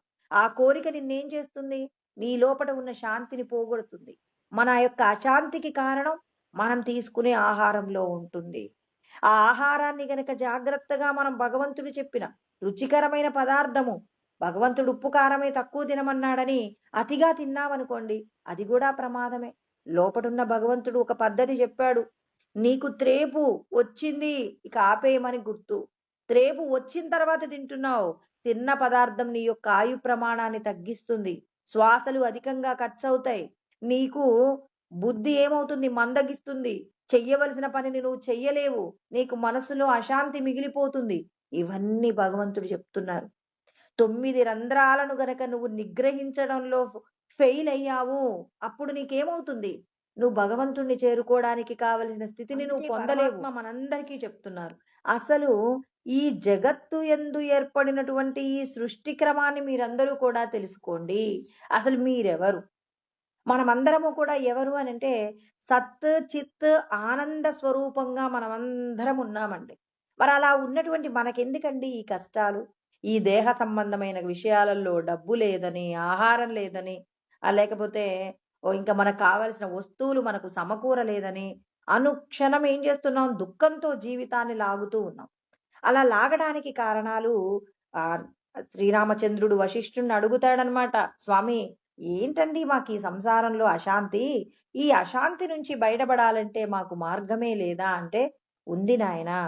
నీవు ఎప్పుడూ దేహ సంబంధమైన విషయాల గురించి ఆలోచిస్తావు కదా. ఆత్మ సంబంధమైన విషయాల గురించి నీకు చెప్తాను. ఒక నిద్రపోతున్నటువంటి వ్యక్తి ఎలాగైతే కలలు కంటాడు. మనం అందరం నిద్రపోతామండి. నిద్రలోనే కదండి కలలు వచ్చేది. నిద్రలో కలలు వస్తున్నాయి అని అంటే ఇప్పుడు ఈ వ్యక్తి ఏం చేస్తున్నాడు? తాను ఈ దేహంతో జాగ్రత్తావస్థలో అనుభవించలేనటువంటి విషయ సుఖాలు స్వప్నంలో అనుభవిస్తూ ఉంటాడు. అదే విధంగా సచ్చిదానంద స్వరూపము కూడా ఏం చేస్తుంది అని అంటే తాను కూడా కొన్ని విషయాలను ఏం చేస్తుంది? కోరికల రూపంలో సంకల్పాలు చేస్తుందండి. ఎలా అంటే ఇక్కడ మన బ్రహ్మము ఎలా ఉంటుంది అని అంటే ప్రకాశ స్వరూపంగా ఉంటుందటండి. ప్రకాశ స్వరూపంగా ఉంటుంది. ఇంకా ఆకాశము కంటే కూడా సూక్ష్మంగా నిర్మలంగా ఉంటుందట. ఆకాశం చూడటానికి ఎలా ఉంటుంది? ఎంతో ఇంత ఉంటుంది అని చెప్పలేం. అంతకంటే కూడా పెద్దగా ఉంటుందట. ప్రకాశవంతంగా ఉంటుందట. ఇది చాలా చిన్నగా ఉంటుందటండి. ఆకాశం పెద్దదని మనం అనుకుంటున్నాం. దానికంటే చిన్నగా ఉంటుంది. అంటే ఆకాశం ఎంత చిన్నదో అర్థం చేసుకోండి. కోటి సూర్యుల వెలుగును ప్రకాశించగలిగిన పరమాత్మ శక్తి ముందు ఆకాశం ఎంత చిన్నగా ఉంటుంది. మనకి ఆకాశం ఎలా ఉంది? పెద్దగా ఉంది. అంటే ఆత్మ యొక్క శక్తి ఎంత పెద్దదో మరి ఎంత చేరువుగా ఉంటుందో, ఎలా ఈ సృష్టి అంతా జరపబడుతుందో వీటి గురించి విచారణ చేయమంటున్నారండి. ఈ విచారణ చేయకపోవడం వల్ల మనమేమనుకుంటాం, అయ్యో! ఇప్పుడు నాకున్న ఇంటి కంటే ఇంకొక ఫ్లోర్ ఎక్స్‌ట్రా ఉంటే బావుండేది గదా! నేనిప్పుడు రూ. 2000 బట్టలు కొనుక్కుంటున్నాను. రూ. 4000 ఖరీదైన బట్టలు వేసుకుంటే బావుండు కదా! నేను తీసుకునే ఆహారంలో ఇంకొన్ని క్యాలరీలుంటే బావుండు కదా! అని ఎప్పటికప్పుడు ఒక డజన్ అరటిపళ్ళు కొంటున్నాం. అయ్యో! 2 డజన్‌లు కొనుక్కునే డబ్బులుంటే బావుండు కదా! నేను రోజు 2 రకాల జ్యూసులు తాగితే బావుండు కదా! అని కొద్ది ఎంత ప్రయత్నం చేసినా చచ్చిపోయే శరీరానికి సంబంధించిన విషయాల గురించి ఆలోచిస్తున్నాం. ఇన్ని విషయాలకు, ఇన్ని రకాల కోరికలు, ఇన్ని సంకల్పాలు చేయడానికి శక్తినిచ్చేటటువంటి మూలమైనటువంటి ఆత్మ గురించి విచారణ చెయ్యండి అని వశిష్ఠుడు మనందరికీ చెప్తున్నారనమాట. అంటే ఇప్పుడు ఒక వ్యక్తి నిద్రలో కలలు కనడం ఎలాగో, అదే విధంగా మరి ప్రకాశ రూపంగా ఆకాశము కంటే స్థూలంగా, నిర్మలంగా ఉన్నటువంటి ఆ బ్రహ్మము యందు ఉన్న సత్తాయే ఈ లోకాలన్నీ సృష్టి చేస్తుంది. ఆ పరమాత్మ ఏం చేస్తారట అంటే, చిద్వృత్తులతో కూడి ఉన్నటువంటి అంటే మనమందరము కూడా రకరకాల విషయాలకు సంబంధించినటువంటి వృత్తులను కలిగి ఉన్నాం కదండీ! ఈ వృత్తులతో కూడి ఉన్నటువంటి చేతనమైనటువంటి బ్రహ్మసత్తాయే పరబ్రహ్మము. అంటే ఇన్ని రకాల విషయాలను మనం కోరుకోవడానికి మూలమైన శక్తి బ్రహ్మమే. ఇప్పుడు ఈ బ్రహ్మము ఏమవుతుందట, ఒక్కొక్కసారి తన ప్రయాణంలో క్షణ సంవేదనము అని వాడారండి ఇక్కడ పదం. అంటే ఒక్క క్షణిక కాలం పాటు తన మనస్సులో దే ఇక్కడ ఉన్న ప్రకృతిలో ఉన్న విషయాల మీద ఆసక్తి కలిగింది. ఎలా అంటే మనం ఒక సినిమా చూస్తున్నాం. సినిమాను చూస్తున్నంత సేపు కూడా అన్ని రకాల ఇదంతా సినిమా కదా అని చెప్పి చూస్తాం. అక్కడ కష్టాలున్నాయి, సుఖాలున్నాయి, తర్వాత నవరసాలుంటాయి గదండీ సినిమాలో. అన్నీ చూస్తున్నప్పుడు ఒక్క విషయం మాత్రం మిమ్మల్ని బాగా హత్తుకుంటుంది. ఒక పసిబిడ్డ ఏడవడం మీ మనసు పట్టుకుంటుంది. ఇంటికొచ్చాక అంటారు, "అబ్బా! ఇంత సినిమాలో అంతా బానే ఉంది గానీ, ఆ పసిబిడ్డడు ఏడ్చే సమయంలో మాత్రం నా గుండె కరిగిపోయిందండి. నేను తట్టుకోలేకపోయానంటారు." చూడండి, ఆ సినిమా మొత్తంలో ఎన్నో రకాల విషాదాలున్నాయి, ఎన్నో ఆనందమైన విషయాలున్నాయి. కానీ ఒక్క సంఘటన దగ్గర మాత్రం ఏమయ్యాడు అంటే ఆగిపోయాడండి. అలా ఆగిపోయినటువంటి సందర్భం ఏమైంది అనంటే, ఇక తనకు కష్టమొచ్చేసిందండి. అక్కడ ఆగిపోయినటువంటి సంఘటన ఏదైతే ఉందో, ఆ ఆగిపోయినటువంటి సంఘటన తనకేం చేసింది? ప్రమాదాన్ని తీసుకొచ్చింది. ఆ విషయం గురించి ఇంటికెళ్ళాక పదే పదే ఆలోచిస్తాడు. తెలుసు తనకి. అది సినిమా అని, నిజంగా ఆ అమ్మాయి ఏడవలేదని, ఇన్ని తెలిసినా ఏం చేస్తాడు? ఆలోచిస్తూనే ఉంటాం. మనమందరం అదే చేస్తాం గదండీ! ఎక్కడైనా బయటైనా సరే ఎక్కడో గొడవ జరుగుతుంది. అక్కడ ఎంతోమంది గాయపడతారు. ఆ గాయపడిన వాళ్ళల్లో ఒక్క సంఘటన మీ మనసును హత్తుకుంటుంది. ఒక్క సంఘటనలో ఒక ఆనందకరమైన విషయాన్ని పట్టుకుంటాం. అంటే మనం ఏదో ఒక విషయం దగ్గర పట్టుకుంటాం. భగవంతుడు కూడా ఏం చేశాడట? ఒక సంఘటన దగ్గర ఆగిపోయాడటండి. అలా ఆయన క్షణ సంవేదనము అతడు ద్రష్టగా మారిపోయాడు. అంటే అతడికి జీవసత్తా వచ్చేసింది. అంటే భగవంతుడు అందరిని ఏమన్నాడు మనందరినీ కూడా? మమైవాంశో జీవలోకే జీవభూత సనాతనః. సనాతనమైనటువంటి దైవమే మీరందరూ కూడా. జీవుడుగా ఉన్నారు. మీరందరూ నా అంశ అన్నారు. మనం కూడా ప్రకృతిలో ఉన్న విషయాలన్నీ అనుభవిస్తూ హాయిగా బతికామట కొద్ది రోజులు. అలా బ్రతికిన సందర్భంలో ఏదో ఒక విషయం మనల్ని ఏం చేసింది? ఒక్కొక్కరు ఒక్కొక్క విషయంలో ఒకరికి చిన్న పిల్ల ఏడుస్తుంటే సినిమా చూస్తున్నప్పుడు చిన్న పాప ఏడుస్తుంటే ఆ మాట పట్టుకుంది. ఒకరికి ఒక వ్యక్తి కొంతమందిని చూస్తే విచిత్రంగా ఉంటుంది. అక్కడ జరిగిన ఏదో ఒక ఫన్నీ సంఘటన ఉంటది. దాన్ని తలుచుకు నవ్వుతూ ఉంటాడు. సంజయుడు కూడా అంటాడనమాట. అసలు శ్రీకృష్ణార్జునుల మధ్యలో ఉన్నటువంటి సంవాదం వింటున్నప్పుడు నాకెలా అనిపించిందంటే, రాజన్ సంస్కృత్య సంవాదమిమమద్భుతం కేశవార్జునయో పుణ్యం హృష్యామి చ ముహుర్ముహుర్ అంటాడు. మళ్ళీ మలిచి తలుచుకు ఆనందపడుతున్నాను. ఎంత గొప్ప సంవాదమో! ఎన్ని రకాల విశేషాలు చెప్పారు పరమాత్మ. అర్జునుడికి కలిగిన సందేహాలేంటి? పరమాత్మ చెప్పిన సమాధానాలేంటి? సంసారంలోంచి బయటపడడానికి ఇన్ని మార్గాలుంటాయా? నాకసలు ఆ విషయాలు తలుచుకుంటే ఎంతో ఆనందం కలుగుతుంది. ఇంకా అంటాడు, ఏమంటాడు, తచ్చ సంస్పృత్య రూపం అత్యద్భుతం హరే విస్మయో మే మహాన్ రాజన్ హృష్యామి చ పునః పునః. ఆయన యొక్క విశ్వరూప సందర్శనం ఉంటుంది. అబ్బా, ఏమి ఆ రూపము! కోటి సూర్యుల యొక్క వెలుగును చూసినప్పుడు ఆ కలిగినటువంటి ఆనందం, సమస్త సృష్టి కూడా ఆయనలో ఉంది. అనేక వక్త్రనయనం, అనేక అద్భుత దర్శనం, అనేక దివ్యాభరణం, దివ్యానేకోద్యతాయుధం, దివ్య మాల్యాంబరధరం, దివ్య గంధానులేపనం, సర్వాశ్చర్యమయం, దేవం అనంతం విశ్వతోముఖం. విశ్వమంతటా కూడా ఆయన యొక్క ముఖములే. ఆయనే అనేక రకములైనటువంటి నేత్రముల చేత, ఆభరణముల చేత, రకరకములైనటువంటి ఆయుధముల చేత, సుగంధముల చేత, ఎన్నెన్నో విషయాలతో ప్రకాశించారు. ఆహా, ఆ రూపం చూస్తుంటే నాకు తలుచుకు ఆనందం కలుగుతుందని సంజయుడు చెప్పాడు.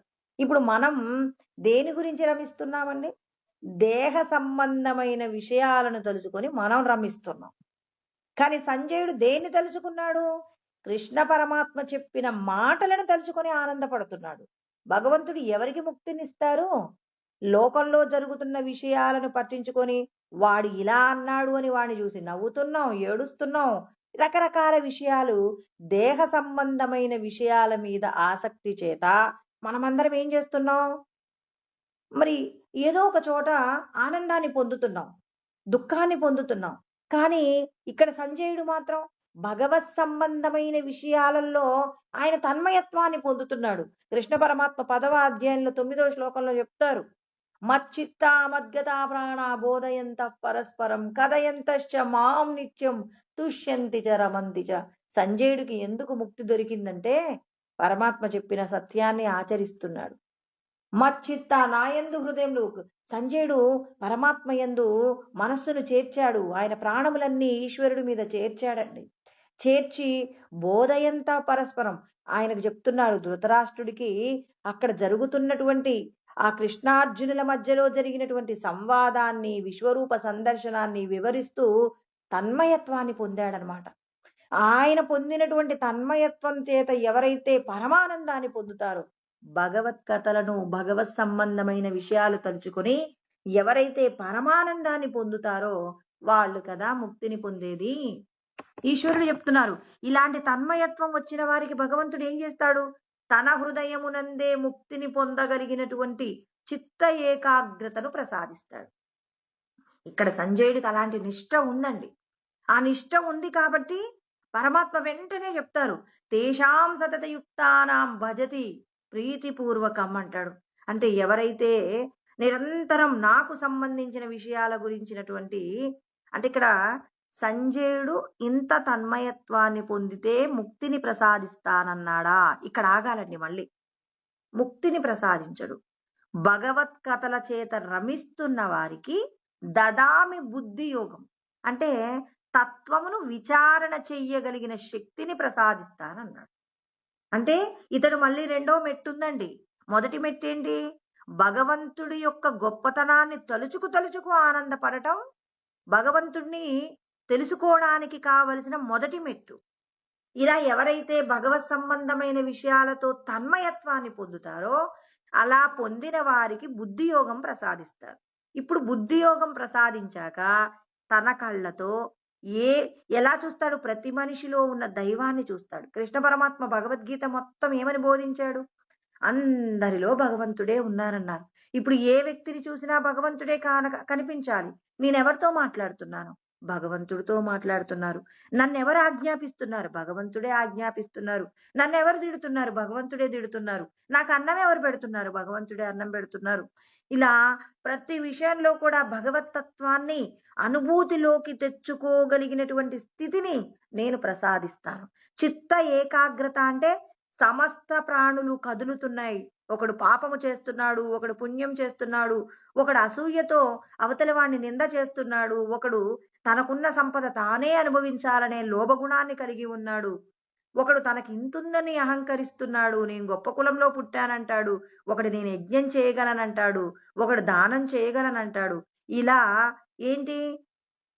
ఒక నీటి గుంటలో, అంటే దుఃఖముతో కూడిన సంసారం అనేటటువంటి ఒక సాగరంలో, ఒక బురదలో పుట్టినటువంటి ఒక కమలంలాగా మనం కూడా సంసారం అనిత్యమైనటువంటి సంసారంలో చుట్టూ రాగద్వేషాలతో రగిలిపోయేటటువంటి వ్యక్తుల మధ్యలో ఉన్న అందరిలో భగవంతుణ్ణి చూడగలిగినటువంటి తత్వ విచారణ చెయ్యగలిగిన శక్తిని నేను మీకు ప్రసాదిస్తాను.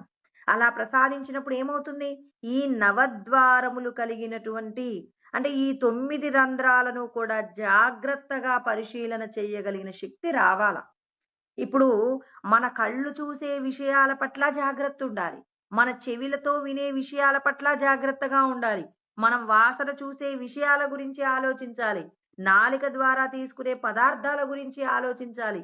నువ్వు ఎటువంటి పదార్థం తీసుకుంటే నీకు కామ సంబంధమైనటువంటి కోరికలు కలుగుతున్నాయో ఆ పదార్థాలను విడిచిపెట్టాలి. కామ సంబంధమైన కోరికలు కలగకుండా ఉండడానికి భగవంతుడు చెప్పిన సత్వగుణంతో కూడిన విషయాలను అనుభవించాలి. మనం తీసుకున్న ఆహారము జీర్ణం కాకపోతే ప్రమాదం. సమస్తమైనటువంటి ఈ శరీరానికి కలిగే వ్యాధులన్నింటికీ మూలమేంటంటే అపానవాయువు. అంటే మనం తీసుకున్న ఆహారము ఎంత శుద్ధంగా ఉన్నా మన యొక్క చూపులు మనం వినే విషయాలు గనక ఎప్పుడు ఏంటి హింసకు సంబంధించినటువంటి విషయాలను చూస్తున్నారు. మీరు సత్వగుణంతో తీసుకున్న ఆహారం ఏమవుతుందంటే విషంగా మారిపోతుందండి. విషంతో కూడినటువంటి పదార్థంగా మారిపోతుంది. అంటే ప్రతిదీ ఆహారమే. కన్ను ద్వారా చూసే విషయాలు ఆహారమే. చెవి ద్వారా వినే విషయాలు ఆహారమే. ఇలా మనకున్న 9 రంధ్రాలకు సంబంధించి మీరు ఏ ఏ విషయాలకు సంబంధించిన ఆహారాన్ని తీసుకుంటున్నారో వీటి పట్ల మీరేం చేయాలి? జాగ్రత్తగా ఉండాలి. ఇంద్రియ నిగ్రహం లేకుండా భగవంతుణ్ణి చేరడం కుదరదు. నేను అన్ని విషయాలు సాధించానండి, ఈ ఆహారం తీసుకోవడంలోనే పద్ధతి తప్పుతుందంటే నువ్వు భగవంతుడికి చాలా దూరంగా ఉన్నావు. అంటే తీసుకునే ఆహారంలో జాగ్రత్తగా ఉండాలి, వినే విషయాలలో జాగ్రత్తగా ఉండాలి. అంటే నువ్వు ఏం వింటున్నావు? ఎవరైనా చెప్తారండి లోకంలో, మనం ఎవరి దగ్గర కూర్చుంటే వాళ్ళ త్రిగుణాల మాయను బట్టి అతడు ఒక మాటను మాట్లాడితే అసూయతో మాట్లాడతాడు. మనకు అర్థమవుతుంది, అవతల వాడు ఎదుగుతుంటే ఆ ఎదుగుదలను వీడు తట్టుకోలేక మాట్లాడుతున్నాడు. ఇప్పుడు నువ్వేం చేయాలి? అతని యొక్క అసూయతో మాట్లాడే మాటలకు నువ్వు చెలించకుండా అతని యొక్క అసూయను పోగొట్టేలాగా నువ్వేదైనా ఒక మాట మాట్లాడగలవేమో ఆలోచించు. ఆలోచించి అతడిలో ఉన్న డాక్టర్ గారి దగ్గరికి వెళ్తే కడుపు నొప్పి వస్తుంది డాక్టర్ గారు అంటే డాక్టర్ గారు పరిశీలన చేసి మందెలా వేస్తారో నీకు భగవత్ సంబంధమైన జ్ఞానం ఉంటే ఎవరైనా అసూయతో ఉన్నారు వాళ్ళకి అసూయను పోగొట్టేలాగా 2 మంచి మాటలు చెప్పొచ్చు. తర్వాత ఒకడు లోభగుణంతో తన దగ్గరున్నది ఎవరికి ఇవ్వట్లేదు, డబ్బు దానం చేయడం వల్ల ఏం మేలు జరుగుతుందో నువ్వు ఆచరిస్తూ అవతల వాడికి చెప్పొచ్చు.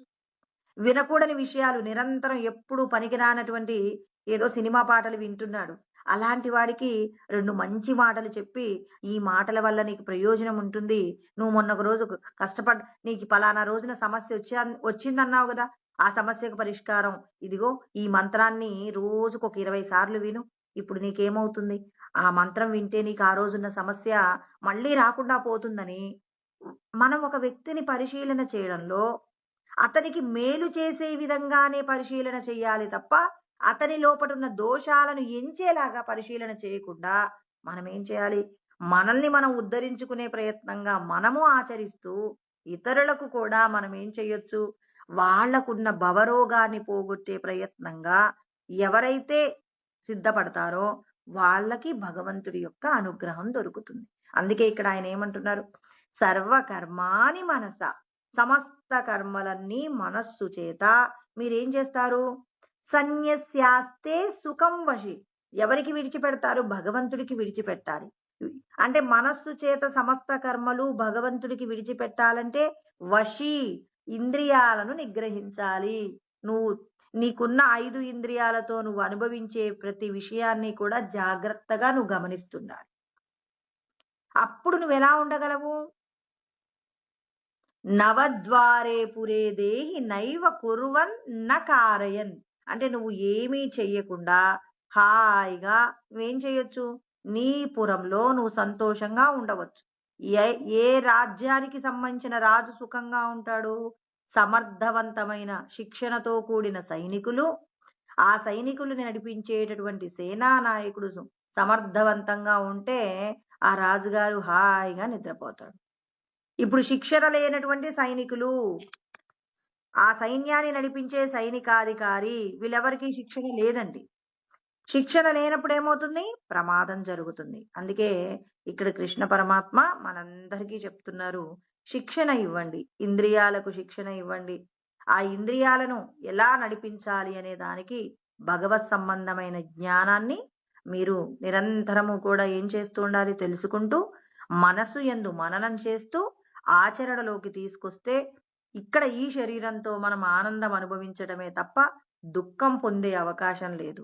దుఃఖం నుంచి విడిపడి పరమానందాన్ని పొందగలిగిన భాగ్యం ఈశ్వరుడు మనకి ఈ శరీరానికి అందించారు. కాబట్టి ఇక్కడ కృష్ణ పరమాత్మ నవద్వారములు కలిగిన దేహంతో మీరందరూ పరమ సంతోషం పొందడానికి కావలసిన ఏర్పాట్లన్నీ కూడా నేను మీకు ఈ లోకంలో అందించాను.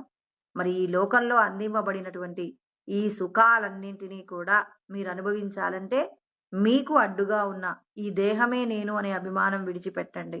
ఇది మీరు సాధన చేసుకోవడానికి కావలసిన యంత్రమే.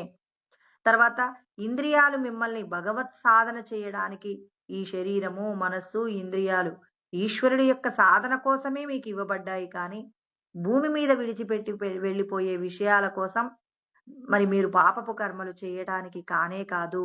ఎవరైతే ధర్మంతో కూడిన కర్మ చేస్తారో వాళ్ళకి నేనేం చేస్తాను? దేహ సంబంధమైన పోషణ కూడా మీకు అందిస్తానని కృష్ణ పరమాత్మ మనకు ఇక్కడ ఈ శ్లోకంలో చెప్పారండి. రేపు పరమాత్మ కర్తృత్వం, నేను చేస్తున్నాననే కర్తృత్వం వహించటం వలన మనకి ఎన్ని ప్రమాదాలు జరుగుతాయో, భగవంతుడు మనల్ని ఎప్పుడు చేరదీస్తాడో, ఎప్పుడు మనల్ని మళ్ళీ శరీరాలు పొందడానికి కావలసిన స్థితిని ప్రసాదిస్తారో, అలాంటి విషయాలన్నీ తర్వాత శ్లోకంలో చెప్పారు. మళ్ళీ రేపు తెలుసుకుందాం.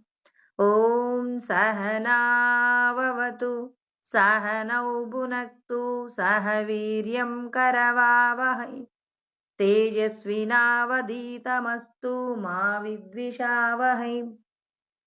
ఓం శాంతి శాంతి శాంతి. ఓం ఆప్యాయంతు మమాంగాని వాక్ ప్రాణచక్షుః శ్రోత్రమతో బలమింద్రియాణి చ సర్వాణి సర్వం బ్రహ్మోపనిషదం మాహం బ్రహ్మ నిరాకుర్యాం మా బ్రహ్మ నిరాకరణోద నిరాకరణమస్త్వ నిరాకరణం మే అస్తు. తదాత్మని నిరతేయా ఉపనిషత్సు ధర్మాస్తే మయి సంతు తే మయి సంతు. ఓం శాంతి శాంతి శాంతి. హరి ఓం. స్వస్తి.